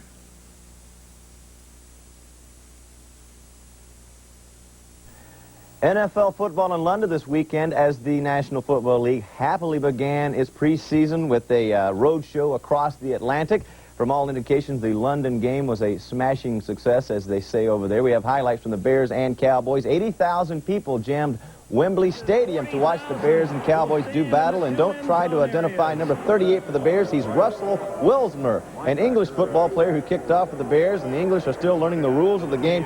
They say, yes, I wanted to cut across the field, but you can't do that during a game. Right. Just like their championship season of last year, the Bears defense contributes to the offense. Danny White completes a pass to Tony Hill. Hill struggles for extra yards, but the ball comes loose. Bears defensive back Dave Duerson picks up and goes 48 yards for the touchdown. 7-0 Bears. Score 7-3 Chicago. Jim McMahon saw limited duty, but quarterback Steve Fuller, the backup, showed good quickness on the bootleg here down to the 1-yard line. Bears head coach Mike Ditka was resplendent in a double-breasted blazer and beret. The fans waited all day to see the refrigerator, and he came in much to the delight of the English fans, and he's going to take it in from 1 yard. What moves, what grace this man has as Chicago beats Dallas, and the Super Bowl champions picking up where they left off last season. San Diego Chargers have reported that they have come to terms with their first-round draft pick. So says General Manager Johnny Sanders. However, a big however in this is that that number 1 draft pick, Oklahoma State defensive end Leslie O'Neal, says it is not so. Sanders announced the agreement Sunday night, saying that they had worked out a 4-year deal, but Leslie O'Neal back home in Arkansas says no such deal has been agreed to. He still has to have some more meetings with the San Diego Chargers. One of the contenders in the AFC East this season is the Cleveland Browns. The Browns are working in preseason to get more zip into their offense. Mike Rada has more. The saying is that defense wins ball games, but I think Browns fans, after they saw their team average just 18 points a game last season, will surely disagree. I expected we'll score more points in 1986 than we did in 1985. Part of that might be because I expect the season to go longer. And maybe to make sure that it does, they've gone ahead and redesigned their offense for the 4th time in 4 years. This time, though, they're hoping Lindy Infante will do it right. Hopefully, we'll be diversified and can put together a good blend of the run game that was done so well last year and a passing attack that's effective and that fits the quarterback that we end up having, and one that's multiple in its approach, where maybe from down to down it'll be hard to figure out where we're coming from and what we're getting ready to do, and hopefully it'll be exciting. When Lindy and I first discussed this offense, I asked him the single most important characteristic necessary for a quarterback to play in this offense, and he said intelligence, knowing what to do. So who better to run it than the whiz kid himself, Bernie Kosar, the guy who graduated from college in just 3 years with honors. Well, thanks for the compliment, but I think it takes an intelligent player to play in this league these days. It's so sophisticated, and it is really a big mental part of the game. And so is emotion. The Browns remember their feelings after the playoff loss to Miami, and they remember them well, enough so to never want them back. At this point in camp, you know, you're tired. Some guys have been here now for 10 days, and the guys that have only been here for 3 or 4 days, they're going through that spell where your muscles are just kind of recovering from the contact and all. But the feeling now is nothing like the frustration and the despair, if you will, if maybe that's the word, that we felt in that Orange Bowl locker room after that game. And maybe because the players do remember, Coach Schottenheimer has reason to expect this season to last longer. At the Cleveland Browns training camp, I'm Mike Rader reporting for ESPN. Turning to baseball, look out for the Baltimore Orioles. They win big this afternoon. They were 4.5 back of the Boston Red Sox coming into today. They got 5 home runs from 5 different players. Mike Boddicker picks up win number 14 as they blow out Toronto 12-2. Now, Boston will be hosting Chicago this evening with Roger Clemens on the mound going for win number 18. They now have a 4-game lead over Baltimore. The New York Yankees, 4.5 back, will send Ted Higuera to the mound looking for win number 14 against the Brewers. California, only a 2-game lead for them now as they take on Minnesota at Minnesota. It will be Oakland and Seattle in the late game. In the National League, New York with a 25-game lead over the Chicago Cubs. In the second inning, no score. Ron Darling looking for win number 12. Cincinnati is 3-7 in their last 10 games, and they need to get something going if they want to get back at all in the race. San Francisco 4 back of Houston. Montreal is at Pittsburgh this evening. It will be Houston 4 up against Los Angeles, the very important meeting in the National League. Houston has a 4-game lead in the West, but the Los Angeles Dodgers, the hottest team in baseball, have won 7 in a row, and manager Tommy Lasorda has declared that the Dodgers are officially back in the race. We'll see. Philadelphia at St. Louis, and Atlanta will be at San Diego. We'll have more.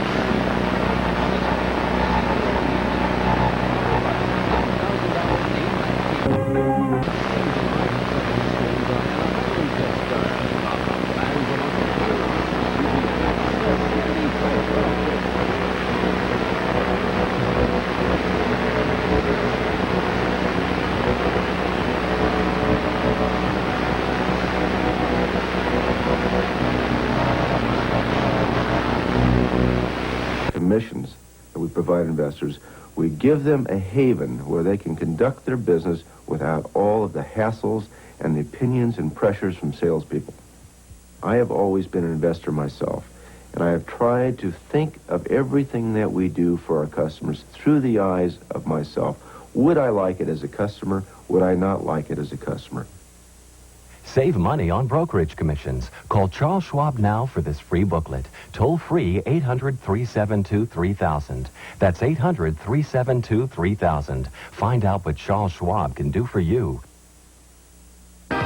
ESPN fills your August with the hottest sports on television. Every weekend, see the biggest stars in tennis, including the long-awaited return of John McEnroe live, as ESPN covers the major events leading up to the U.S. Open. Watch golf's greatest take aim at the final leg of the Grand Slam, the PGA Championship. ESPN's August means plenty of live auto racing, too. See the world's best stock car, Indy and Grand Prix drivers attack the track. For thoroughbred horsepower, there's live coverage of the Travers Stakes, the International Festival of Racing, and Harness Racing's Breeders' Crown Series. Wednesdays, ESPN delivers live Pro Bowl and Summer Tour action. And there's more. Baseball's Hall of Fame induction ceremonies, exclusive profiles of the America's Cup challengers, track and field's international belt class meets, plus the season premiere of live Saturday night CFA football, featuring the nation's top college teams. It's the greatest August ever for sports fans, and it's here on ESPN. We are still awaiting word whether or not the J in Dr. J will stand for Jazz as well as Julius next season. The good doctor of basketball has been meeting today with Philadelphia 76ers owner Harold Katz.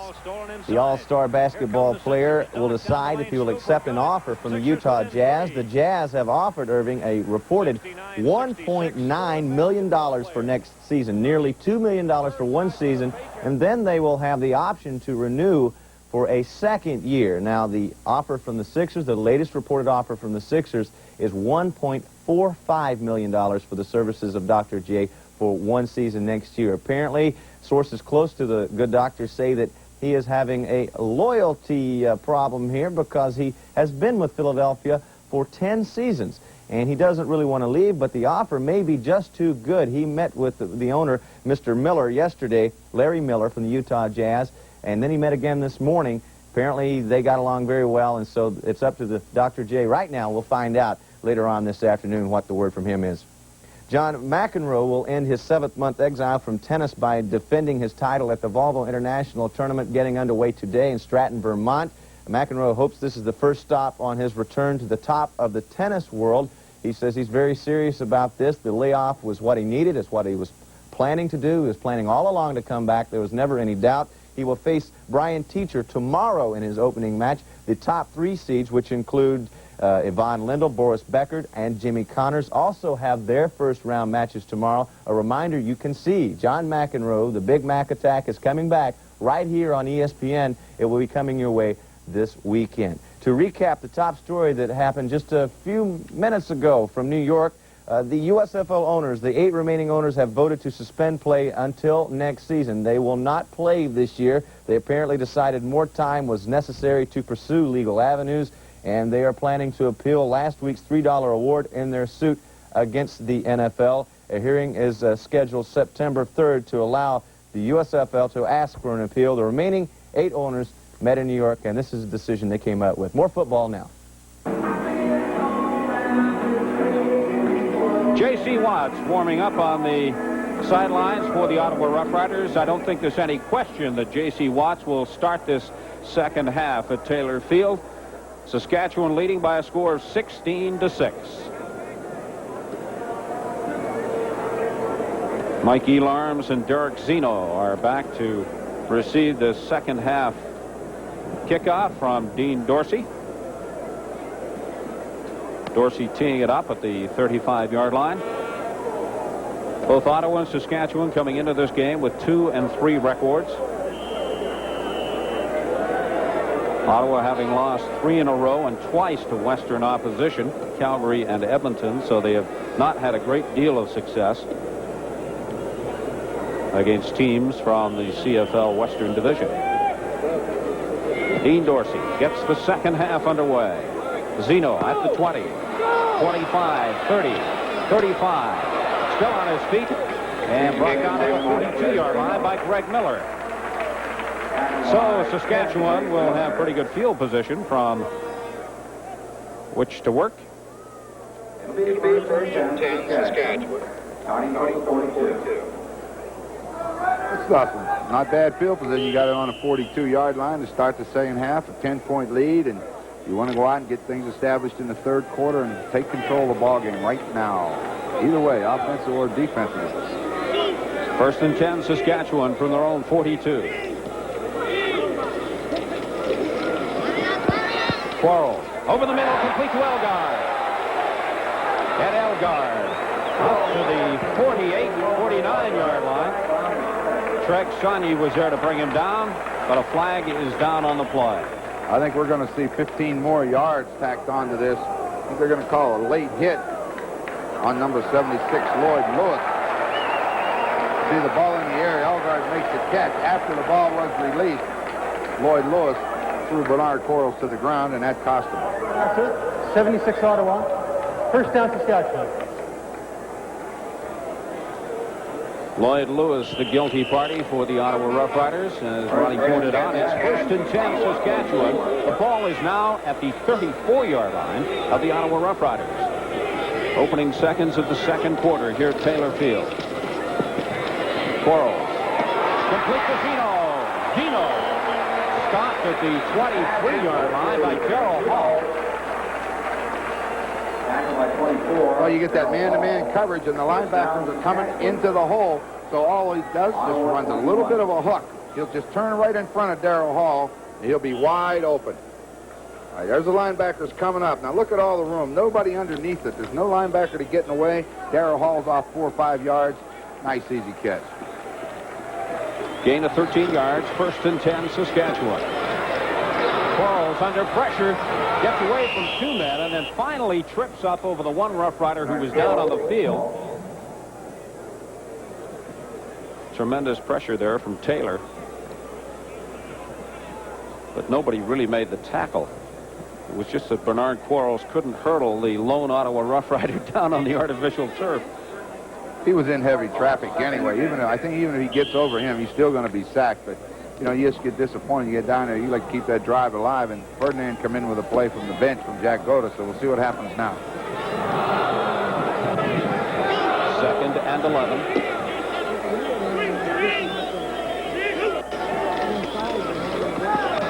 Quarles. It's complete to Elarms inside the 10-yard line of the Ottawa Rough Riders. Lamont Meacham was over there, and now they rule it incomplete. And there's a flag down on the play to boot.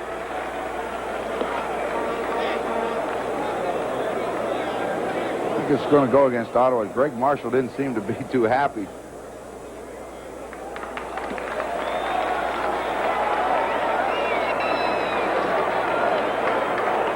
Takes the ball all the way down to the 11-yard line. Let's get the call. Roughing the passer. Ottawa. First down. Roughing the passer is the call. Take a look at it. Maybe we can pick it up. Well, we're going to see the out pattern run. It's just going to be a break to the outside. Elarms turns out. Now watch Lamont Meacham come in front. And when he lands the first foot, you only have to have one in bounds, but the one that landed first was out of bounds.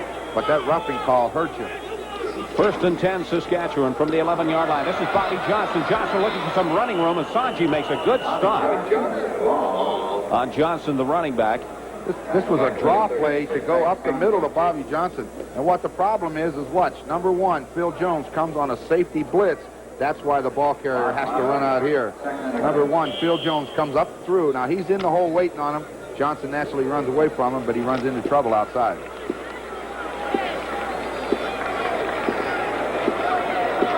Second and 10 now for Saskatchewan. Quarles fires a bullet into the end zone, and it's incomplete. Lamont Meacham may have got a hand on that pass. Good coverage. That's excellent coverage on Zeno coming across the middle. Just gets that hand in front and knocks it down. So they dodge a bullet there. You know, when you give them back-to-back roughing the passer calls and get it down to the 10 with a first down, they had to try the field goal from further out. Now they're happy to have them try the field goal. That man, Lamont Meacham, made the play. And that brings on Dave Ridgway, who has been absolutely perfect this afternoon. 3 for 3, and this should be a chip shot for Ridgway. It is an easy field goal for the Saskatchewan Roughriders, who now go in front of their eastern counterparts by a score of 19-6, 11:54 remaining in the third quarter.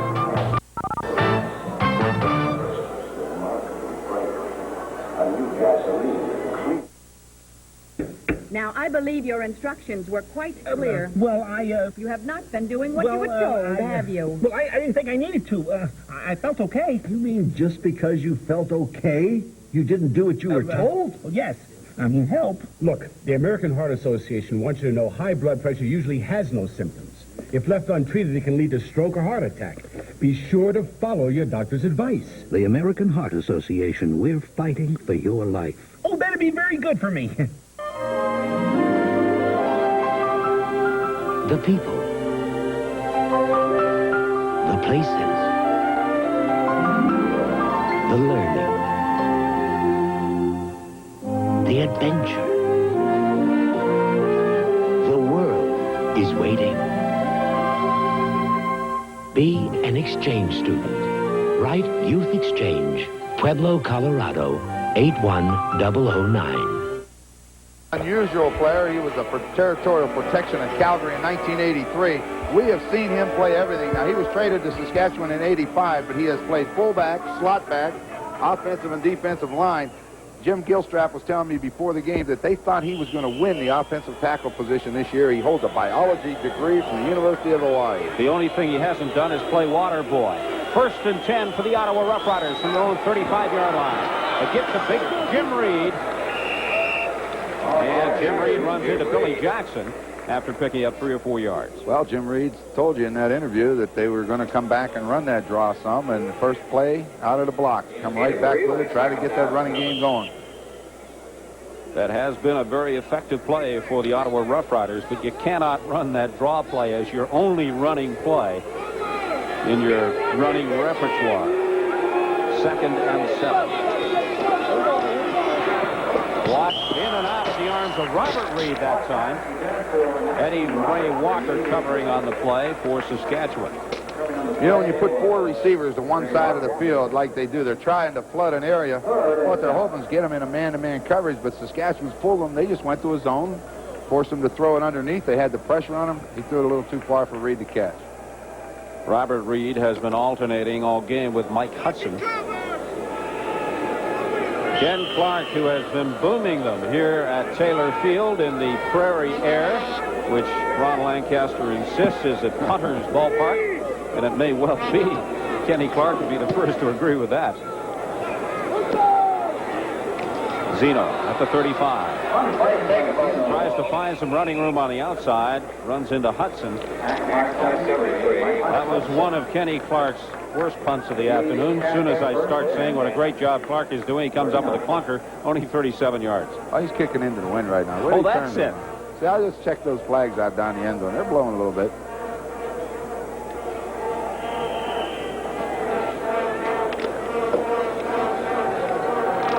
First and 10, Saskatchewan from their own 39-yard line. They lead 19-6. We've got 10 minutes and 41 seconds remaining to play in the third quarter. The give to Ferdinand. Ferdinand has a charge right to Bernard Quarles, who is in the right place at the right time. Fortunately for Saskatchewan, Greg Marshall put a tremendous hit on Denny Ferdinand and popped it loose. Boy, sure did. The linebackers forced him to cut back, and when he cut back, the defensive end, Greg Marshall, was coming down the line of scrimmage, and he put the shoulder on the ball. And you saw the result. Quarles had to recover it. And it was a good thing for the Riders that Bernard Quarles was where he happened to be at the time. The ball bounced right back to him. 2nd and 14.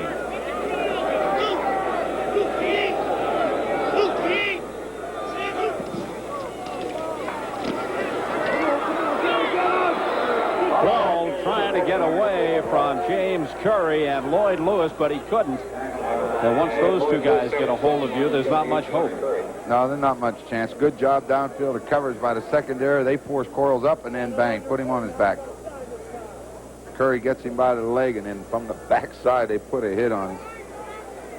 Fair to say at this stage in the ball game that the fans here at Taylor Field are beginning to turn slightly against Mr. Quarles.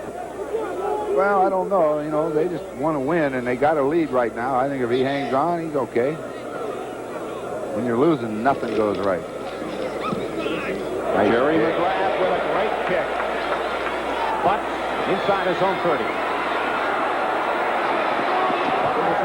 There's a flag down on the play as Butts gets up across the 50-yard line where he runs into David Conrad. We'll have to wait and see what the flags are. We've got a couple down, one at the 45-yard line and one just over the 30. Well, you can almost bet it's going to be an illegal block. Clip. Oh, we'll get 2 of them. Well, that's going to send the Ottawa Roughriders back. the kind of hole they did not need with possession of the football and trailing by 13 points with 9 minutes and 15 seconds remaining to play in the third quarter. Let's see where we end up.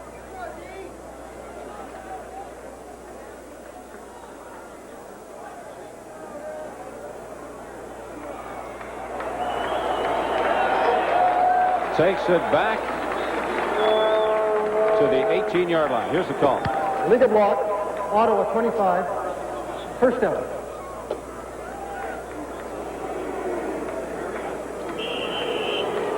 Ricky Barton, the guilty party for the Ottawa Roughriders, as a frustrated Joe Moss looks on.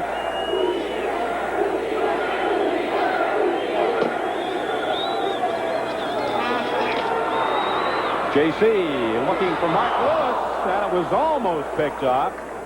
Glenn Suter made a diving attempt to come up with the interception for Saskatchewan. Yeah, Mark Lewis made the move to get by the first man, but what he didn't realize is that Saskatchewan had a two-deep zone, and Glenn Suter was sitting back there and almost intercepted it. I see Joe Powell warming up down there. Maybe that means he's coming into the ball game. That's Mike McTagg, just recently acquired. Calgary, Montreal, now Saskatchewan. Warming up Joe Powell as Ottawa sees the 2nd and 10. The ball is at the 18-yard line.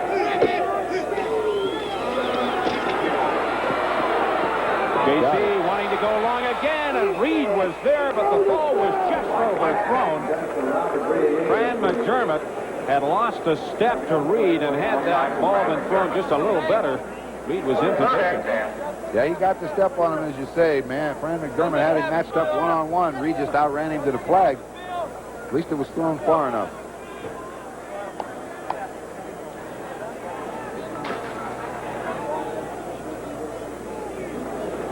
Ken Clark comes on. That 37-yard punt, his last kick, did nothing to help his average, but he has been kicking well here at Taylor Field. He'll get this away from his own 8-yard line. A high snap, and it's handled well by Clark, and he does get a good one away. Zeno at his own 40, 45, 50. Stopped at the midfield by Lloyd Lewis. So with 8:19 remaining to play in the third quarter, Saskatchewan lead Ottawa 19-6.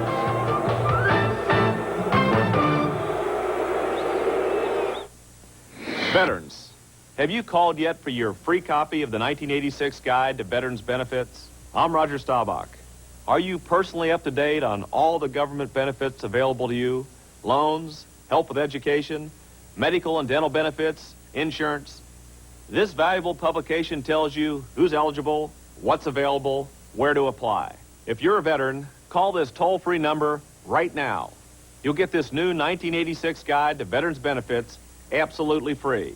Find out what government benefits you're entitled to collect. If you're a veteran, there's no cost and no obligation. All it takes is one quick phone call. You owe it to yourself and your family to get the facts. So call now. Veterans of all ages call 1-800-582-9900. That's 1-800-582-9900. The benefit guide is free, and so is the call. That's 1-800-582-9900. He went on the field, but Joe's been the starter up until about 2 games ago when Quarles took over, so we're going to put him in, see if we can stir the offense up a little bit. What those stats didn't show on Joe Powell is the fact that he has been intercepted 5 times so far this season, and I know that the Saskatchewan coaching staff not very happy with that.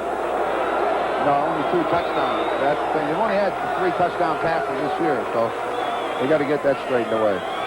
1st and 10, Saskatchewan. The ball at the midfield stripe. Flags are down. Early motion at the line of scrimmage. Powell completes his first pass to Bobby Johnson. Johnson forced out of bounds at about the 30-yard line by Phil Jones. Well, they've had a lot of success with this pattern today anyway. They've been able to, Quarles has hit it, and as soon as Powell comes in, he throws exactly the same thing. So there's no problem with it. What they do is they take Ray Elgard and hook him here, take Elarms and hook him here, and then they bring Bobby Johnson right out into the wide open flat. And they've had a field day with that pattern so far. You see the linebacker, nobody comes out here with number 26, Bobby Johnson, so when he catches the football, he can really turn it upfield. And the ball is moved all the way down to the 29-yard line of the Ottawa Roughriders, where Saskatchewan are now 1st and 10. Foul. Puts it up. Complete. Elgard. Touchdown.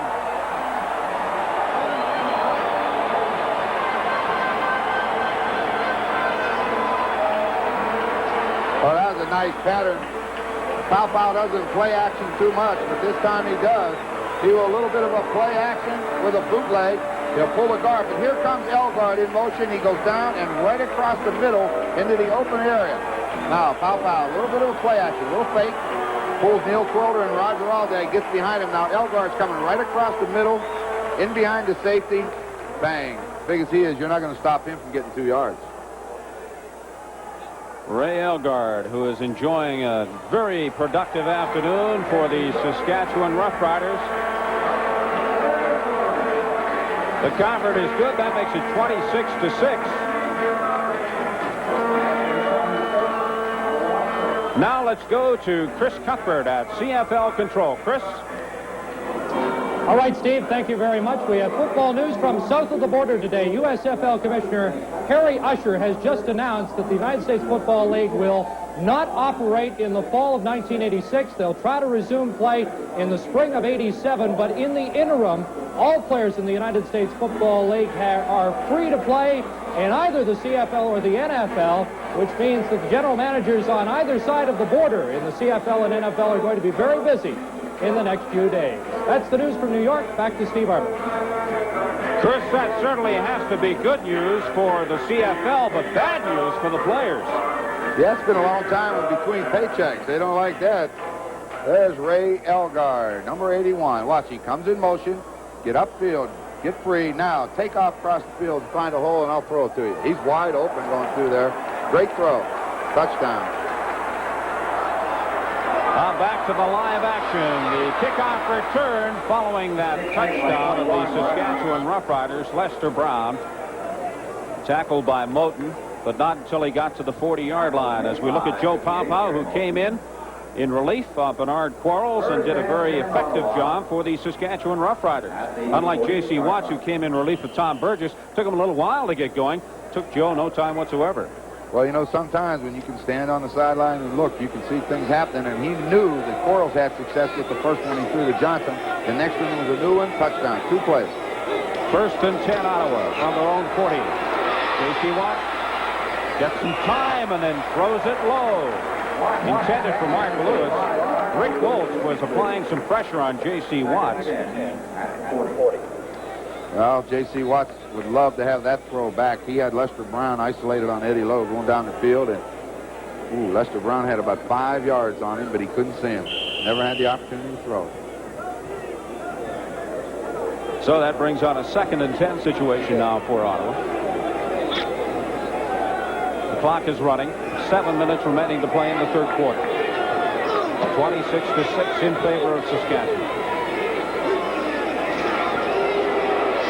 J.C. Watts dumps it over the middle to Jim Reed, the fullback. Reed still on his feet, does a great effort. Great job by Reed in retaining his balance. A good block there from Nick Benjamin, enabling Reed to pick up some extra yardage, but most of that yardage was gained by Jim Reed himself. Well, you'll see it's a screen pass. J.C. back to throw. Now you see Hornett take him out. Got Jerry Hornett out there, Roger Catlin out there. Now you get the block right there. Nick Benjamin made the big block for him. You know, the Ottawa's had some big plays, but they haven't put them in succession or back-to-back, so they've been, fighting an uphill battle. 1st and 10 Ottawa from the 52-yard line of the Saskatchewan Roughriders. J.C. Watts completes to Lewis. Trent Bryan was beaten on the play by Mark Lewis. And Lewis to the 37-yard line. A gain of 15 yards. So Ottawa putting together a drive here in the 3rd quarter at Taylor Field. And this is what Joe Moss, I'm sure, wants to see, is this sustained type of drive. As Ronnie was pointing out, 1st and 10 Ottawa from the 37-yard line. Flag is down. Well, we're going to get a procedure call against Ottawa's left tackle move. I believe it was Kevin Powell moved and right on top of it.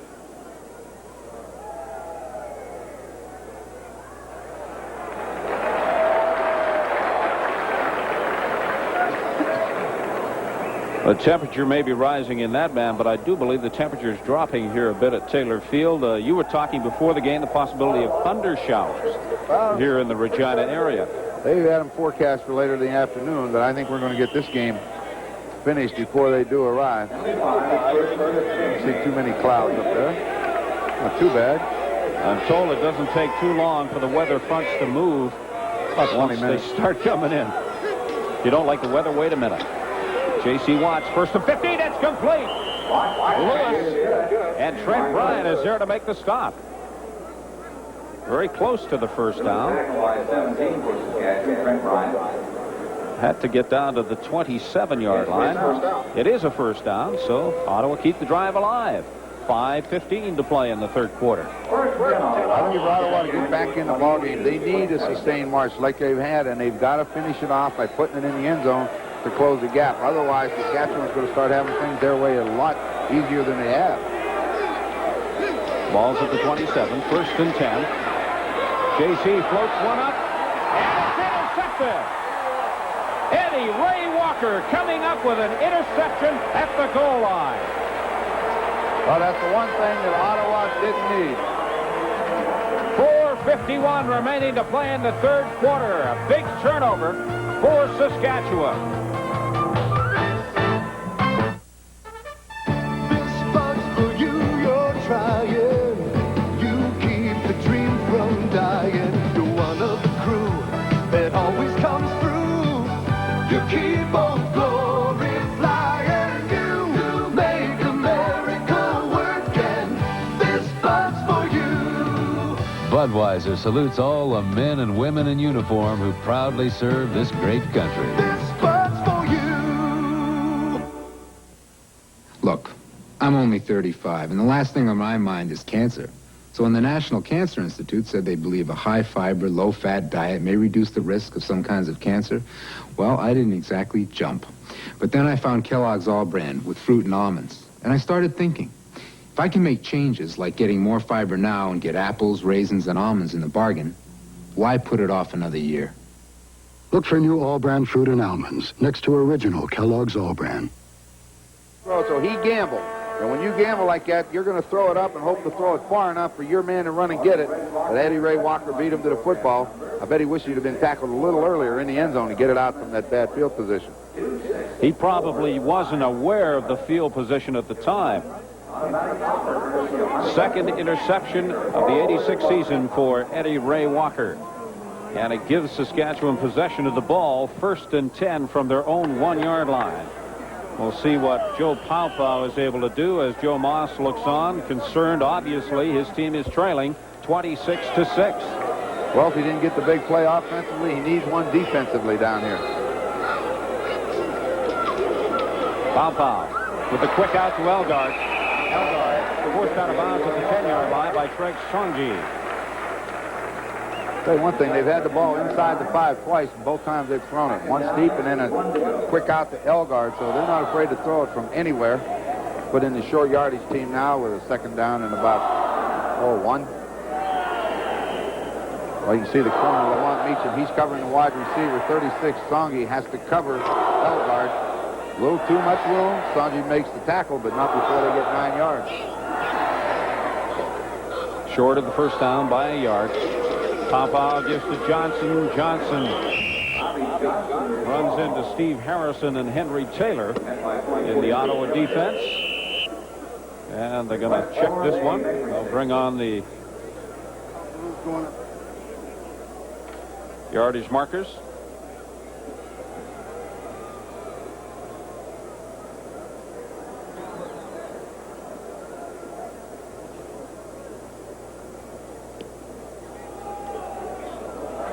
Well, you can see just how short they are on the length of the football. Well, now what do you do, Coach? Better sneak it. I wouldn't mess around handing it off too deep. We'll see if they go to that unbalanced line again. But they got to get this first down. Ottawa's got to come up big right now. When you're that short, the quarterback's got to make it. Yeah, it's about that close, Jocko.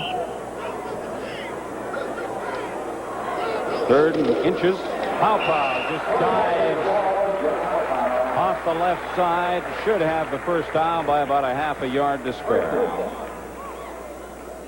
Well, Jock breathed a little easier now. He made the first down.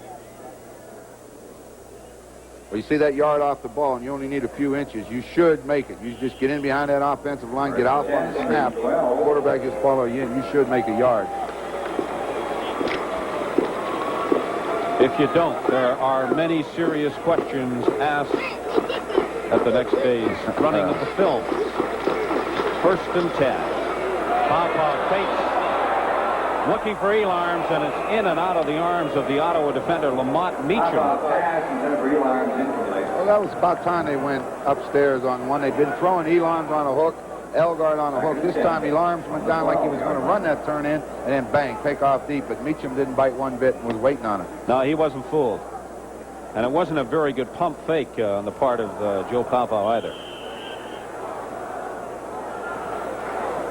Since coming in relief of the starting quarterback, Bernard Quarles, Joe Papa has been able to move the club.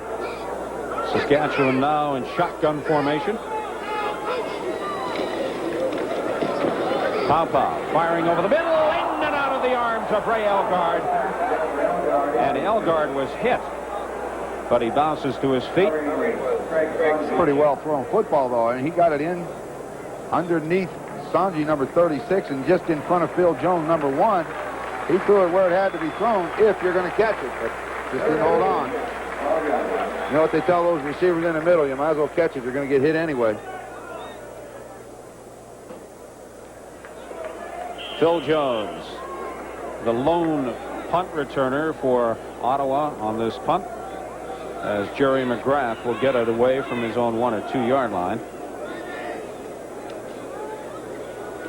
Bad snap, well taken by McGrath. And he gets a pretty good punt away, taken by Jones at the midfield stripe. Tries to get down to the 45-yard line, where the Ottawa Roughriders will scrimmage 1st and 10. This program is copyright and is strictly for the use of our audience. Any reproduction, retransmission, or exhibition in whole or in part without the written consent of the Canadian Broadcasting Corporation is strictly prohibited. 1st and 10 for Ottawa. The ball is at the 46-yard line of Saskatchewan. 2 minutes and 32 seconds remaining to play in the 3rd quarter. 26-6 in favor of Saskatchewan. J.C. Watts keeps it himself and finally runs out of bounds at the 34-yard line. That was a well-run play. A little version of the option play with J.C. runs so well. This time there was nobody to stop him. They played the pitch man, but he just turned it up inside. Got his first down, stepped out of bounds. I like the way J.C. runs. He makes it look so casual. Nice stroll in the park. That's right. He knows how to run. He knows when to turn it on, and he knows when to just kind of tiptoe down the sideline. 1st and 10 Ottawa from the 34-yard line of Saskatchewan. J.C. still on his feet, gets it away to Lewis. Lewis looking for some running room on the outside, finds it. Down to the 25. Good effort on the part of Mark Lewis. Once he had taken that pass, Magruder brings him down. The fans thought the quarterback was in the grasp of the tackler, but I think the rule says if the quarterback wants to take the sack, he just puts the ball down and they'll blow the whistle. But if he wants to take the chance and throw it, that's his decision. Now we got a couple flags on the play. Somebody down there didn't like something that was going on, because those were late flags, real late. I don't think there was any question on the part of J.C. He was going to throw that ball. He wasn't going to eat it. No, he sure wasn't. The thing he was fortunate about was to have a receiver right there that he could get rid of it to. Let's pick up the call. Necessary roughness, number 58, Saskatchewan. 1st down, Ottawa. Oh, we'll take a look at J.C. You see him coming now. They got him by the leg, but he's determined to throw it. Now Mark Lewis does the rest.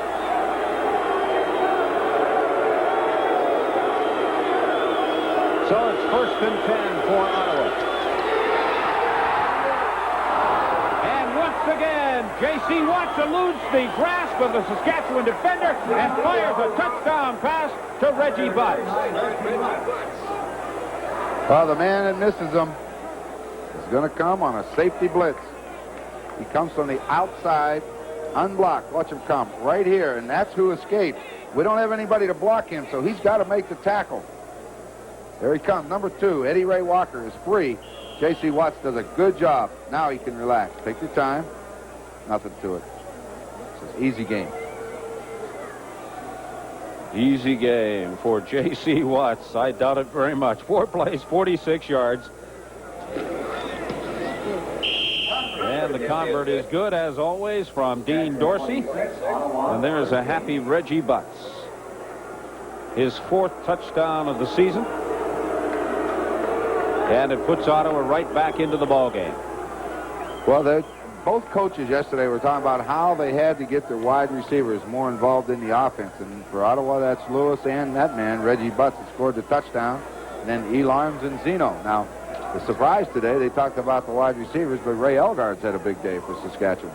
But I think they expect that of him all the time. One more look at it. Coming on the blitz is number 2, wide open. He misses the tackle. Now JC's got to make the decision, and coming across as a receiver should. Get across field, get into the quarterback's vision, because he can't find you if he can't see you. Reginald Butts. Touchdown pass from J.C. Watts. It puts the Ottawa Roughriders back into the ballgame, 26-13. Now they have a chance, 26-13. 2 touchdowns can win it. They're in shape. After doing that Ottawa-Montreal game, I write no team on. That's right. Every team is capable of coming back. This is Conrad. Gets out to the 37-yard line. Lamont Meacham is there to meet him. And again, tempers a little hot down there at field level. Eddie Lowe and Marty Palazetti, a little disagreement. Telling JC, nice job. Okay. He's saying, I know it was there all afternoon. It just took me a little while to find it, that's all. In the battle of the quarterbacks, Papa with a big edge since he has come on in relief of Bernard Quarles.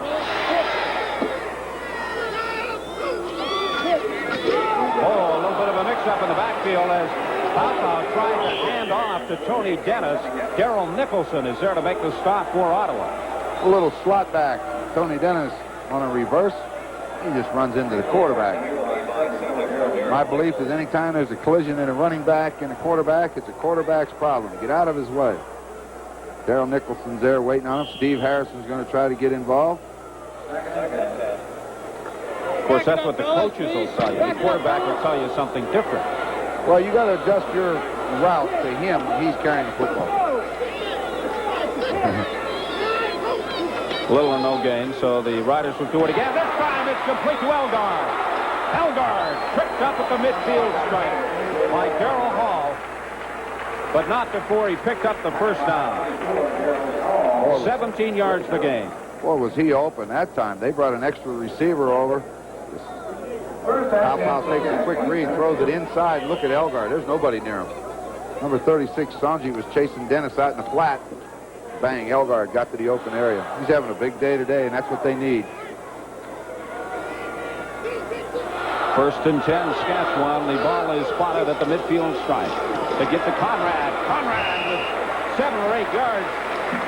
Steve Harrison and Daryl Nicholson combining to make the tackle on the Saskatchewan player. So the third quarter is over here at Taylor Field. Saskatchewan lead 26-13.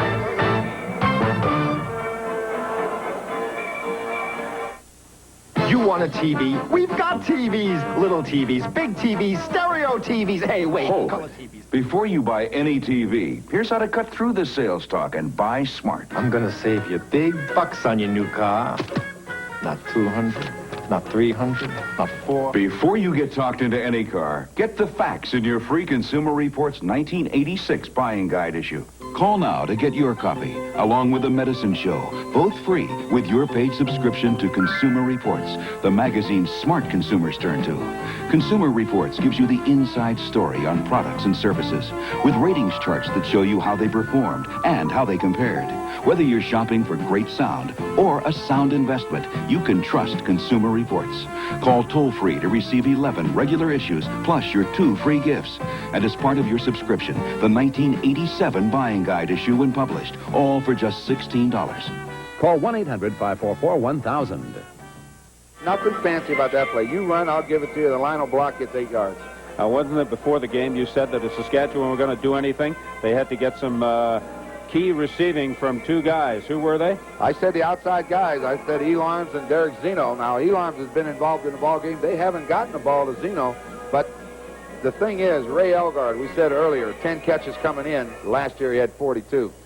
Well, there you see the statistical story through 3 quarters of play here at Taylor Field, and obviously favoring the Saskatchewan Roughriders. 353 total yards to 217 for Ottawa. 2nd and 2 for Saskatchewan. They get to Johnson. I don't believe he's got it. That's a good defensive play by number 42, Taylor. He did the job.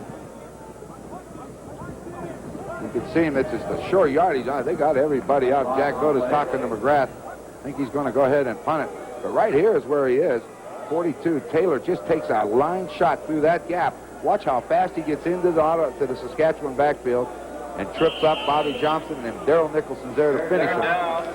Big, big play for Ottawa. Taylor's playing pretty well. Well, Jack Goda is not going to gamble. He sends on that man, Jerry McGrath, to handle the punting duties for Saskatchewan. And he gets a good one away. Very high. Allowing downfield coverage, and the flag goes down as Phil Jones is dropped at the 22-yard line. But we'll have to wait and see what the flags do to that play, if anything. Only a 37-yard punt from Jerry McGrath, but there was lots of hang time on it. Yeah, you get down to cover troubles. They got too close, and you saw the no yards penalty. See what they're going to do with it.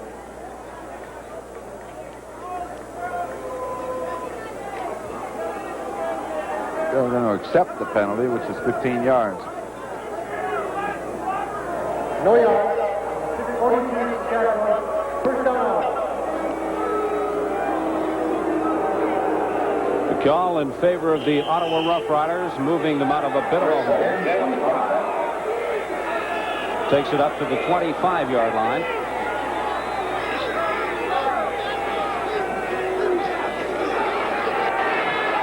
J.C. Watts fakes it and then just lays it up there for Mark Lewis. And he had his sweater pulled. Sure did. By Craig Bryant. So there'll be some interference on the play. That's right. Just turn him to the inside and then try to go deep. Now, what we're going to see is Mark Lewis will come down going to the inside, and then he's going to try to jump outside. And watch Trent Bryant grabs him number 5 right by the sweater, and the referee's watching. Big first down. Saskatchewan. First down, Ottawa.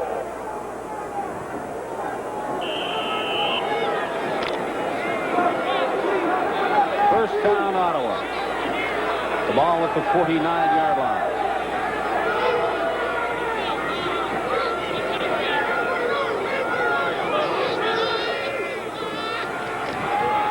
Auction play. J.C. Watts keeping it himself. And he crosses the midfield stripe where Eddie Lowe and John Gonzalez combined to put the stop on the Ottawa quarterback. Stop made by Eddie Lowe, 22.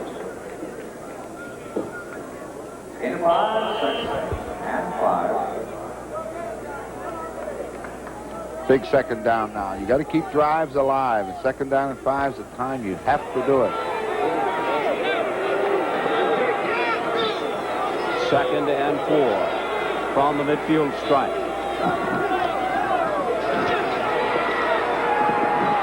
J.C. Watts laying it up there, looking for Mark Baruch. And Baruch was out of bounds when he pulled it in. Good coverage on the part of Eddie Lowe, forcing Baruch to the outside. Well, what was nice is when Baruch went to the sidelines, he was covered. So he pump faked him, and that turns Baruch upfield.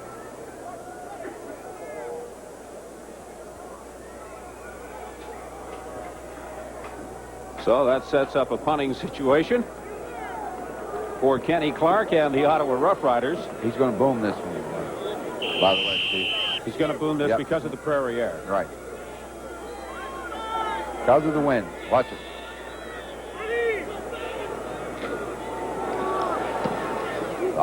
Bad snap. Not a bad punt. End over end. Not one of his boomers. Taken by Zeno. Zeno tried to find some running room on the outside, but couldn't. He's brought down at the 13-yard line where Saskatchewan will scrimmage 1st and 10 with 30 seconds remaining to play in the 4th quarter. I've climbed the tallest and the most beautiful mountains in the world and learned to survive the forces of nature. May 18, 1980. The Army National Guard was there, helping 137 people to safety. 1,600 National Guardsmen worked round the clock till towns like Yakima and Spokane were back on their feet. Help protect your state. Call today. Life is just great after 50, and if you don't believe that, ask any YMCA member over 50 about being involved in their why. They'll tell you there's plenty of fun, fitness, and fellowship to be had by all in the 50-water exercise class, the Fitness Forever and Body Recall exercise programs, and the YMCA Healthy Back program, just to name a few. Your YMCA also sports an indoor walking jogging track. So remember, fitness isn't just for the young. Whether you feel 8 or 58, there's something for you at your YMCA today. Postage and handling. And Chris, you'll be interested to know that all of Ronnie Lancaster's passing statistics are in the book. They take up 2 lines. 2 lines. 2 lines. It's really 1.5, but they couldn't mess up the second line.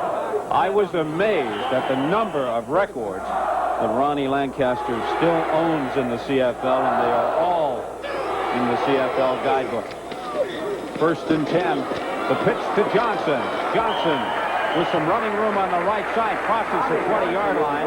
Darrell Nicholson brings him down for Ottawa. Well, they wanted to get that running game going today. You know, Johnson's run the ball pretty well every time he's had the opportunity, and particularly when they've been giving the toss to the outside. He's been able to find some room. Just over 12 minutes remaining to play in the game here at Taylor Field. 26-13 in favor of the hometown Riders.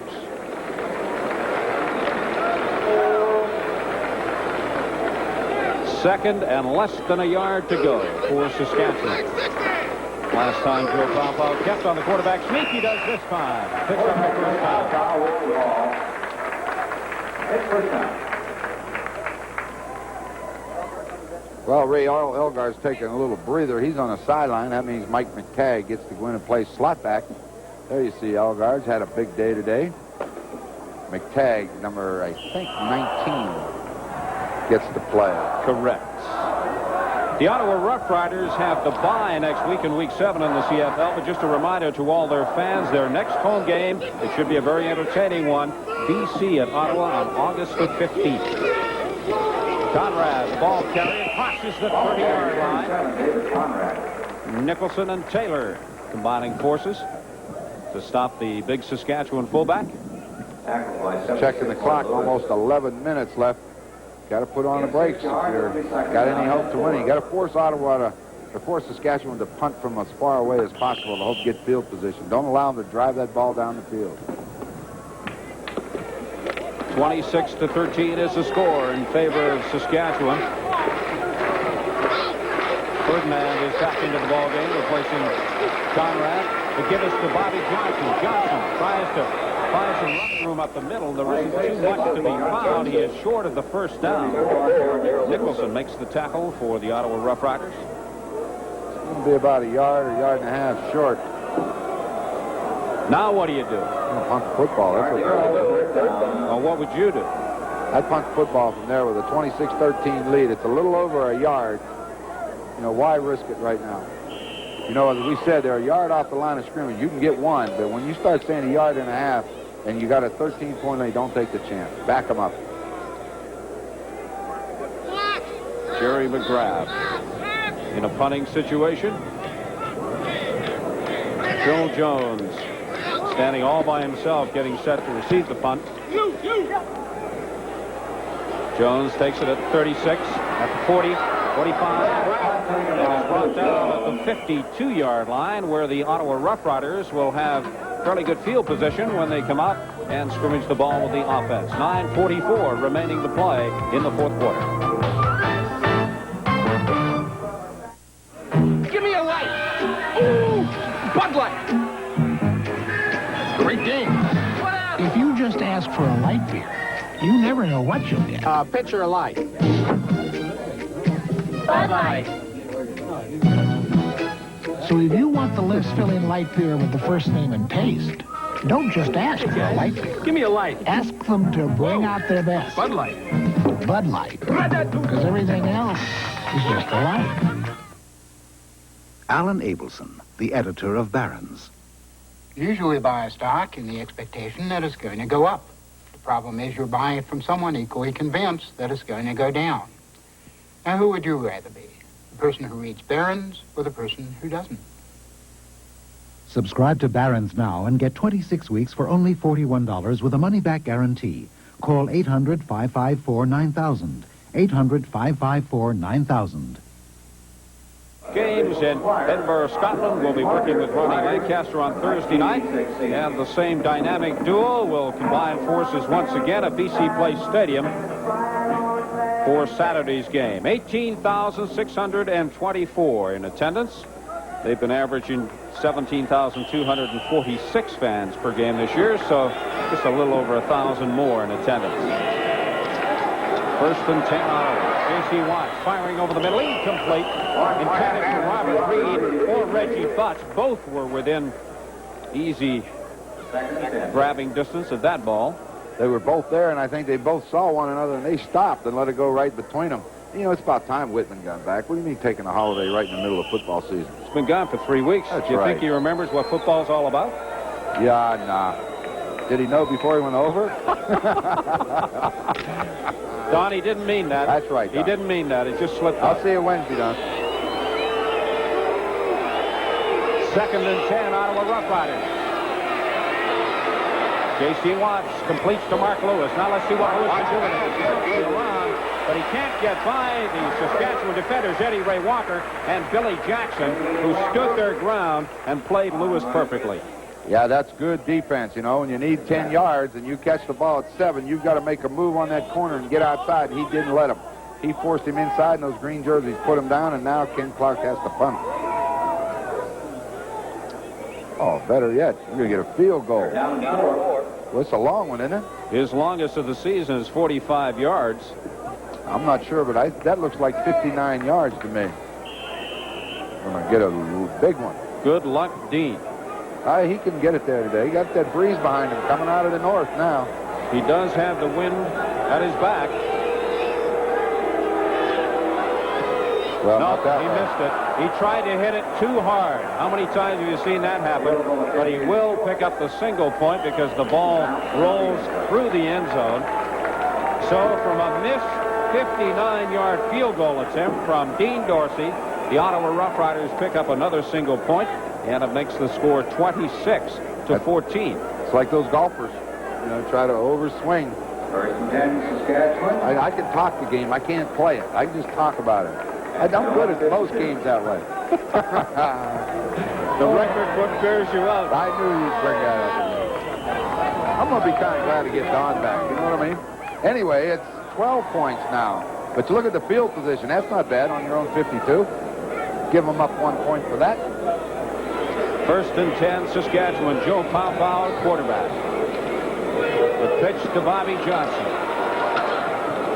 Good block by Anderson there, but the best that Johnson could do was pick up 3 or 4 yards. Steve Harrison makes the tackle for Ottawa. Well, they pulled them all that time. They pulled the left tackle Skullrood, the left guard Aldag, and the right guard Quilter, trying to get him some running room. Pretty good defense, though. Held it to 5. I think his 5-yard rushing average is pretty good, isn't it?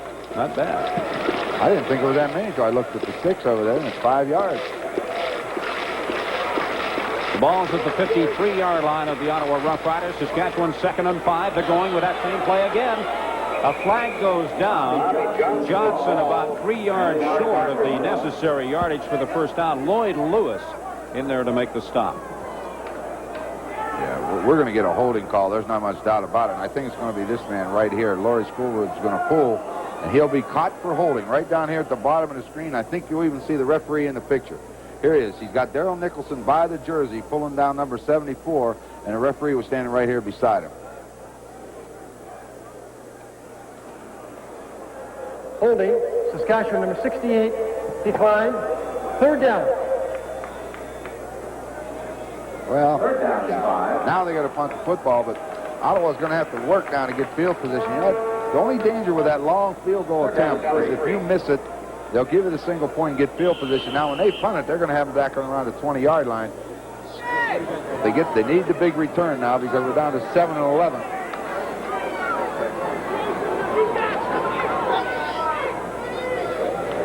Phil Jones is awaiting this punt from McGrath. And Barden is there as insurance, and it goes out of bounds. That's not a bad tactical move on the part of the Saskatchewan Roughriders. Well, you kick that ball down the field and kick it out of bounds, you get no return. And there's nothing wrong with pinning them in on about the 15-yard line. That's a long way to go to get points, and the time is not on their side. And that's exactly what they've done as J.C. Watts comes on the field to take over the Ottawa offense. He knows exactly what he has to do. The score is 26-14. He has got 7 minutes and 22 seconds. The clock is running in which to make up the difference.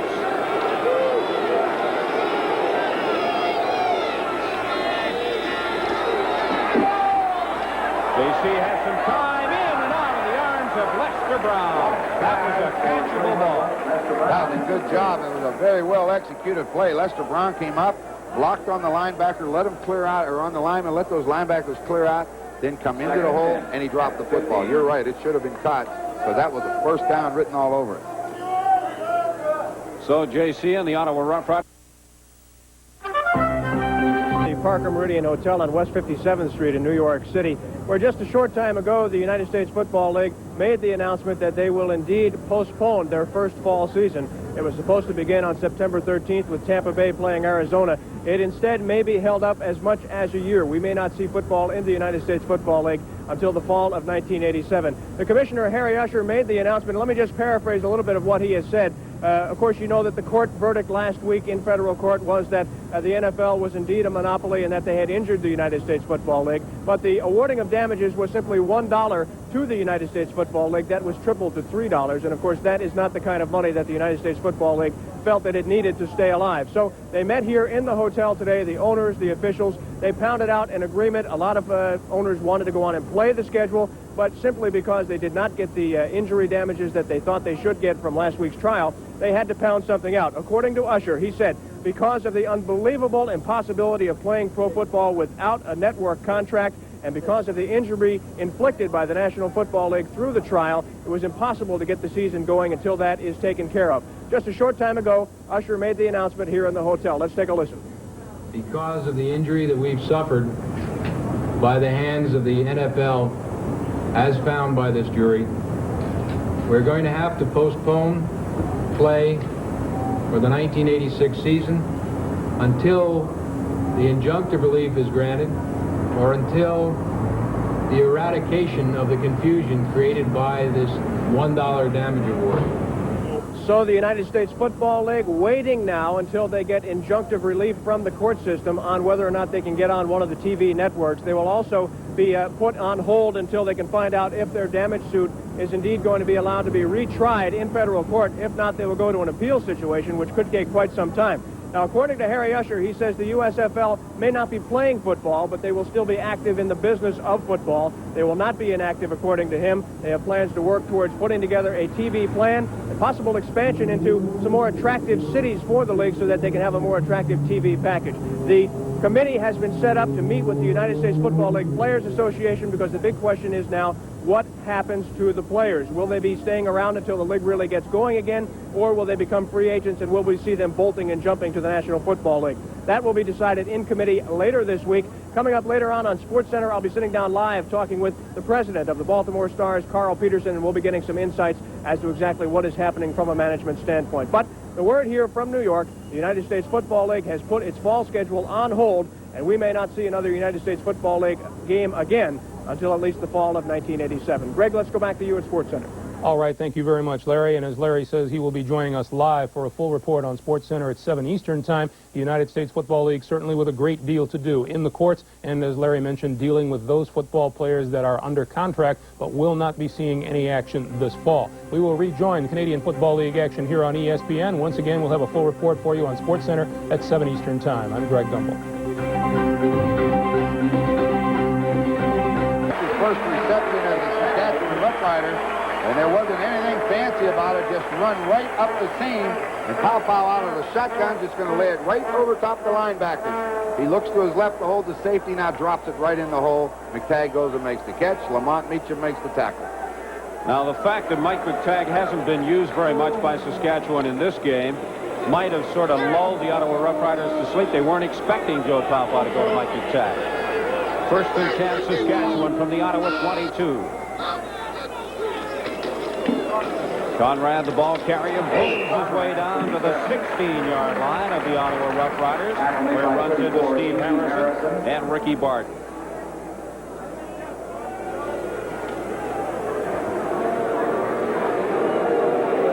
.4:27 remaining to play in the fourth quarter. Ball is on the 16-yard line. Gain of 6 on that last play. It's 2nd and 4, Saskatchewan. 4:15 left. It's critical for Ottawa at this stage of the game. They better put on the brake. The pitch to Johnson. Johnson's got good speed. Johnson lose one tackle. Touchdown.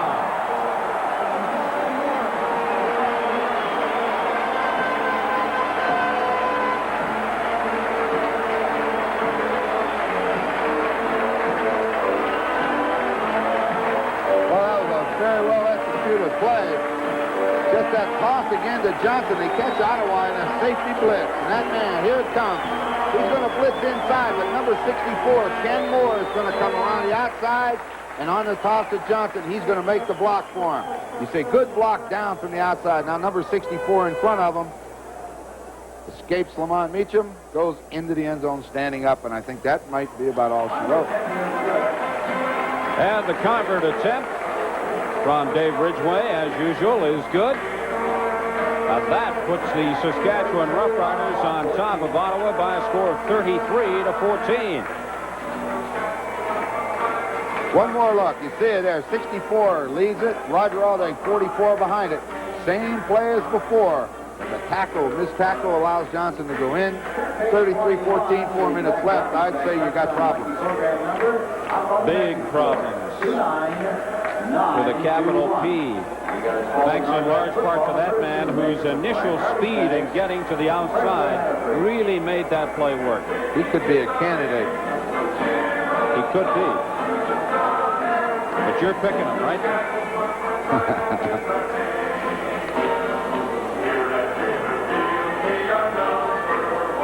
Saskatchewan 3 minutes and 59 seconds away from running their record to 3-3 and picking up their 6th point of the season, which would move them into a tie with Winnipeg for 3rd place in the CFL's Western Division, only 2 points behind the Edmonton Eskimos, who in turn trail the BC Lions by 2. Lester Brown will take this kickoff just inside the 20, 25, 30, and tripped up. And he crossed the 30-yard line. You know what? That's about the same place he tripped before. Must be a holder. You better stay out of that area. Well, let's see what J.C. Watts can do now. There you see the quarterback comparison.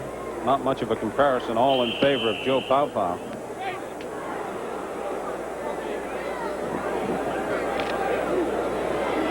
1st and 10 Ottawa. 3:44 to play in the fourth quarter.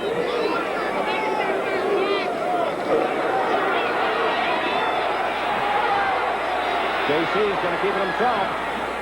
J.C. gets up just shy of the 45-yard line. Billy Jackson and Eddie Ray Walker teaming up to bring down the Ottawa quarterback. That's a nice play, you know, to run and pick up 7 or 8 yards. But when you're trailing 33-14, you need bigger plays than that. You need a couple of long bombs.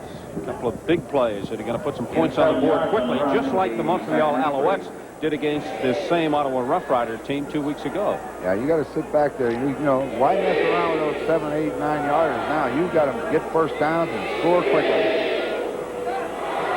3 minutes to play out. 2nd and 2 for Ottawa. J.C. Watts completes it.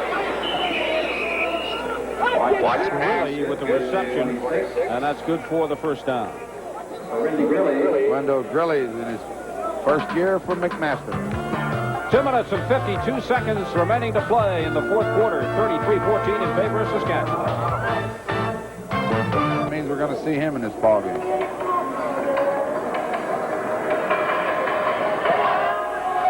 Well, Joe Moss has used Tom Burgess and J.C. Watts. I think he would like to take a look at just exactly how this young man will handle the action in the CFL.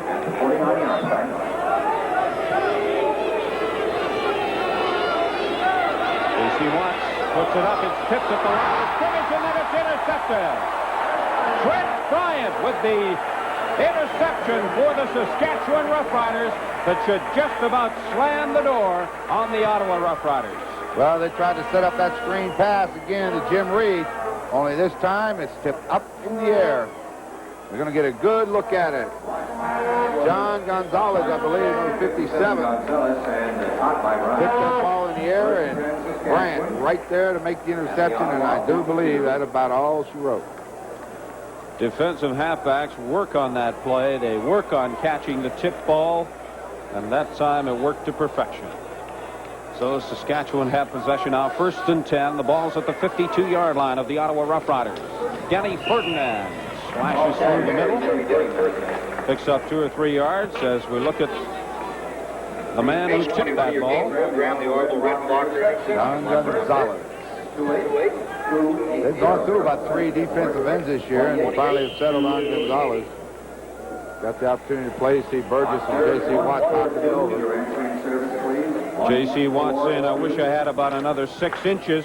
Yeah, that's the throw. They're going to run that football. This is when you think in terms of first downs and time consuming.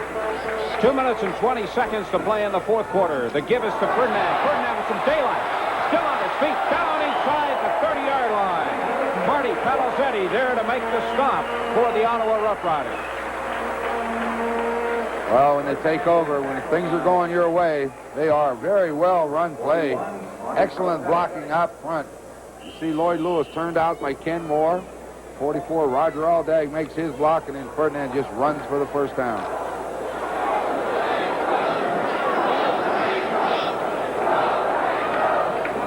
Less than 2 minutes to play now in the fourth quarter. 1st and 10, Saskatchewan. The ball's at the 29-yard line. Pow elects to keep it himself. Runs into Michel Bourgeot. Well, Joe needs to increase his rushing average anyway. He's got 6 yards this year. He's got carried 6 times, 1 yard average. He got 3 there. He's fixing it up. 3, 2nd and 7. Ball's on the 26-yard line.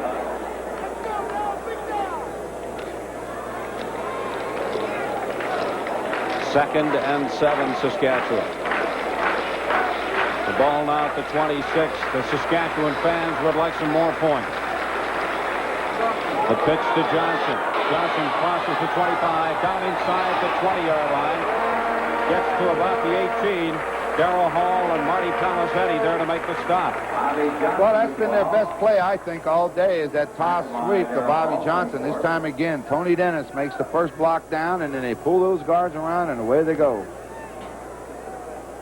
With a loss here this afternoon, Joe Moss and the Ottawa Roughriders will remain with 4 points in the East, 2 up on Hamilton and Montreal. A big 4 points behind the Toronto Argonauts.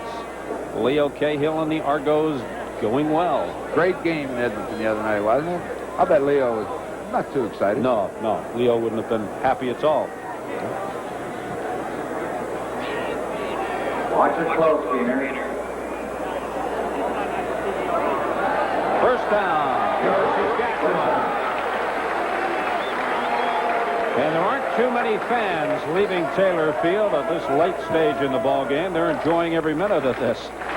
Well, when you're winning, man, they'll stay right to the end. And Derek Zeno in the huddle is encouraging the applause, encouraging the noise from the fans.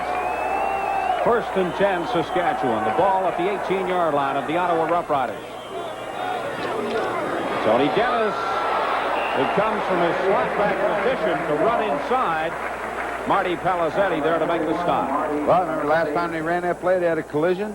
This time Joe Powpow took a little wider thing, let Tony Dennis come inside of him. That's where Dennis tried to go last time they had a collision. Watch him. Now he'll go high, handing off underneath. Last time he tried that, they collided. Right there, when it's going your way, though, late in the game, everything goes. Less than a minute now. 52 seconds remaining to play in the 4th quarter. The clock is running. 2nd and 3. Powpow wants to put it up. But Powpow almost has his head taken off. He certainly lost his helmet. Lloyd Lewis getting in there for the Ottawa Roughriders to stop Joe Powpow. Well, right away you saw Ken Moore talking it over with another offensive lineman. They just blew the blocking assignment, and it allowed Powpow to get hit. All the fans are making up the mind of Jack Goda. They want him to go for it with a lead of 33-14 with 35 seconds remaining to play in the game. Why not? Have some fun. Powpow in the shotgun formation. Powpow is dropped, and the Saskatchewan Roughriders will give up the ball to the Ottawa Roughriders. James Curry is there, and now tempers begin to really flare at field level. Both benches have emptied.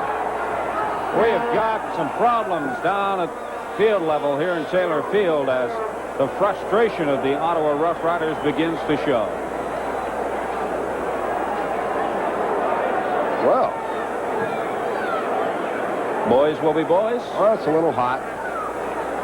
But I've said it many times, with that much gear on, there's very little sense in fighting in the CFL.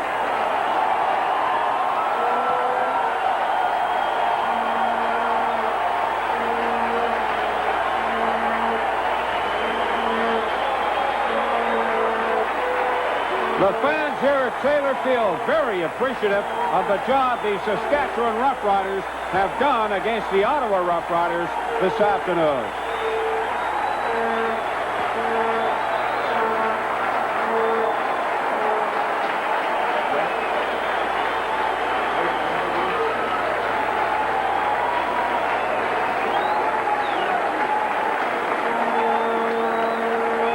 Well, the referees have to sort this mess out. They're having a little discussion. See if anybody gets thrown out of the ball game. I would think so. I would think so, too. I think if you're going to fight, you pay the price. Yeah, that's one thing about it. In football, you don't get a second chance. You get caught for fighting, it's bye-bye. Well, he's putting the flag in his pocket, or the card. I was waiting to see what he was going to do. He starts writing down numbers. We'll see. All right, referee Lazarick, what's up? Disqualification number 76 Ottawa. Unnecessary roughness number 68 Saskatchewan. Your first down Ottawa. Lloyd Lewis, I think, went out. Stoley got called for unnecessary roughness, but I don't think he got thrown out of the football game. Well, Lloyd Lewis will get a letter from the commissioner. And Lloyd Lewis gets to the showers first, turn on the cold water, and cool off.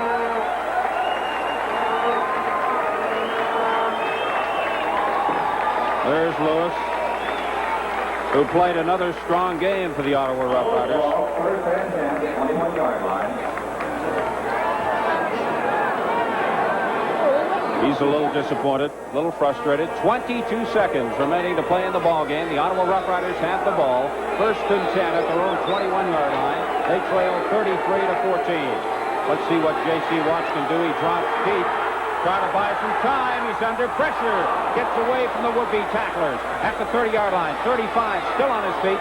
Gets to the 40 and up to the 43-yard line before Fran McDermott and Al Johns combined to bring the Ottawa quarterback down, but that burned up 12 seconds on the clock. There's only 10 seconds remaining to play in the ball game. Yeah, well, today we've had the run and shoot offense has been mostly run. J.C. Watts has probably been the leading ground gainer, and he's done it by running with a football, but they haven't moved the ball consistently through the air, which is what they have to do with that offense.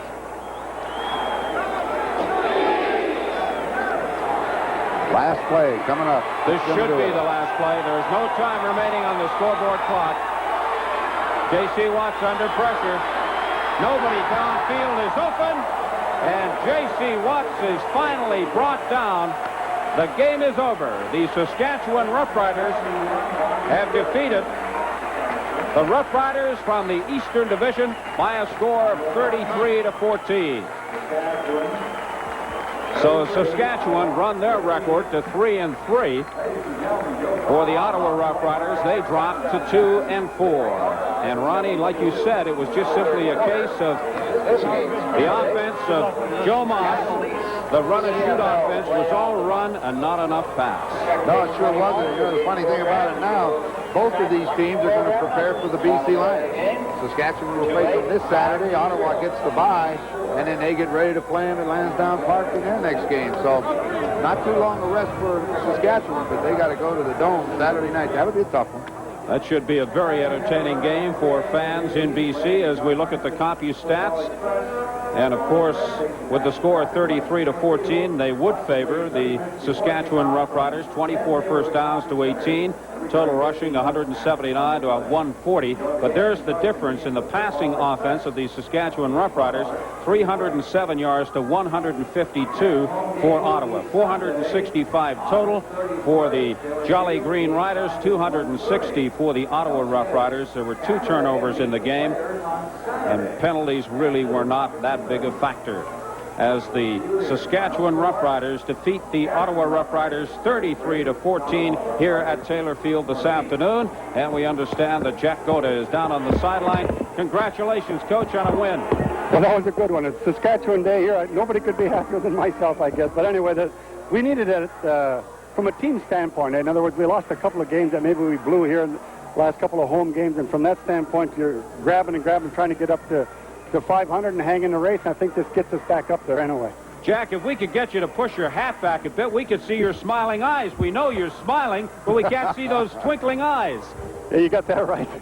You wanted to get the ball to the wide receivers today. I thought you got it to Elarms a lot, but Ray Elgard finally came up with a big game for you. Yeah, Ray is so tough in there, hey, Ronnie, and then right near the end of the ball game, and still at a critical stage in the game, that he got dinged a little bit. We brought Mike McTagg in there, and you can see that Mike McTagg certainly is capable of playing for anybody. When did you put that little wrinkle in with the unbalanced line toss to Bobby Johnson and worked so well for the touchdown? We had that in early in the week. We've had it in before. We just felt that sometimes you got to show things at different times. Well, it went well today. Yeah, it was good for us. Jocko, you got to be pleased with the job that Joe Pow did coming out in relief of Bernard Quarles. Right. You know, we use the word, maybe we overwork the word tandem. We'd like to play 2 quarterbacks a lot. In fact, I'll make the statement right now, unless there's somebody gets hurt or hit by lightning in the next couple of days, that Bernard will start the game out at the Dome, you know, and certainly Pow is still the ace of our pitching staff, and I think when you use a couple of guys, and I think that you get a rest, and I think you get a contrasting style of play, I think it's best for our club. Jocko, congratulations to you and the Riders. Thank you very much for talking to us. We needed that. The final score here at Taylor Field in Regina this afternoon, 33-14 in favor of the hometown Saskatchewan Roughriders. Report, and 2 losses now in a row for the Edmonton Eskimos. A major CFL upset in Olympic Stadium in Montreal as the Alouettes dumped the Esks 17-6. Had a chance to go into the lead early in the game, but James Zachary broke through the line and blocked the kick. Craig Schaefer recovered for the Eskimos at the 51-yard line. It was 3-0 Montreal, and Brian Ransom airs it out to James Hood. Hood ends up on the Eskimos' 8-yard line. And on the very next play, Ransom goes to running back Tony Johns. It's 10-0 Montreal, and that's the way the first half ended, the only touchdown in the game. The Eskimos' offense obviously had its problems. Dunnigan wasn't given much time and was sacked twice in the first half. Damon Allen came in late in the half and appeared to have the Eskimos moving, but was picked off by Rick Ryan, snuffing that drive. The Eskimos get a bit of a break in the third quarter when Tom Tuine deflects a Ransom pass. James Zachary puts his big arms around it, and the Eskimos are on the Alouettes' 21-yard line. But the Eskimos can't move the ball. Again, Tom Dixon tries a chip shot, and it rings off the upright. It's still 10-0. Later in the quarter, Dixon will finally get the Eskimos on the board, and Edmonton trails by 7. Again, another turnover for the Eskimos. Mark Jackson tips the ball in the air, spins around, makes the interception, a spectacular catch, but again, the Eskimos will have to settle for 3, and it's 10-6 now. In the fourth quarter, a great return by Steve Howell at 37 yards, giving the Eskimos good field position, something they needed, trailing by 4 at this point. But again, the big play is squandered. Brian Dudley picks off this Dunnigan pass. Now back in the game in relief of Allen, and the ball is at the Eskimo 15. Roy Kurtz comes in, and the Alouettes are now up 13-6. On the very next series, a play is similar to the previous one. Veteran Terry Irvin grabs a Dunnigan pass and takes it to the Eskimo 35. Again, Kurtz is called upon, and he gives Montreal a 16-6 lead. Montreal puts the game away on a play that maybe typified the entire contest. Damon Allen throwing the bomb downfield was picked off by Irvin, his second interception of the night. Along with a fumble recovery, Kimball's crew comes up with a victory, their second of the season. Meanwhile, in Winnipeg, the Blue Bombers move into a second-place tie with Edmonton in the Western Conference. Tom Clemens threw for 4 touchdown passes as the Bombers beat Hamilton 36-30. Here's a quick rundown. Picking up the first quarter action, veteran Tom Clemens drops back and hits wide-open Sean Keogh to give Winnipeg the lead. Clemens good on 26 of 35 on the evening. A critical play from a Bomber standpoint as Willard Reeves is taken down, suffered an injured knee, and didn't return to the game. Late in the first half, Clemens finds Perry Tuttle in the end zone. Winnipeg's lead is 17-6. Hamilton's points coming on field goals. The Bombers built on their lead in the second half. Clemens goes deep. James Murphy makes it look easy. A 28-yard scoring play. But Hamilton fought back. 3-year NFL veteran Mike Kerrigan hits a diving Steve Stapler, the former New England Patriot QB, with his first CFL TD. But Winnipeg scored again in the fourth quarter. Murphy catches his second TD pass of the night. Another solid Bomber lead. Late in the contest, Kerrigan finds Rocky DiPietro for a 6-yard strike, but Winnipeg hung on for a 6-point win. BC Lions roll back into action on Saturday night as they play host to the Saskatchewan Roughriders. The Leo's new general manager, Joe Galat, will have a chance to see his club at work as he arrived on the West Coast this afternoon. The affable new BC boss and his wife arrived smiling and happy as he was first met by PR director Josh Keller and the equally affable Vancouver media. Formalities aside, Bob Ackel's successor was instantly inundated with questions of his modus operandi with the defending champs. I think the priorities are just to get the organization introduced to me and me to the organization, and hopefully we'll run a good team. Don Matthews has expressed a little bit of apprehension about his status. Can you elaborate from your standpoint what it might be? Well, I really think a lot of Don Matthews, and I think he's the man for the job. He's done a super job here. I don't think anybody in Canada has ever done as good a job as Don has in the past, and I hope he continues to do that for a long time. Would the signing of him to a longer-term deal be higher in the hit parade than getting the option year guys done? Well, I'm going to have to talk to Don about that. I'll see where his priorities lie. I know the option year people are important, and certainly Don is the most important. So when we sit down, we're going to talk about CFL's on the ropes, and Herschel is headed back to Texas.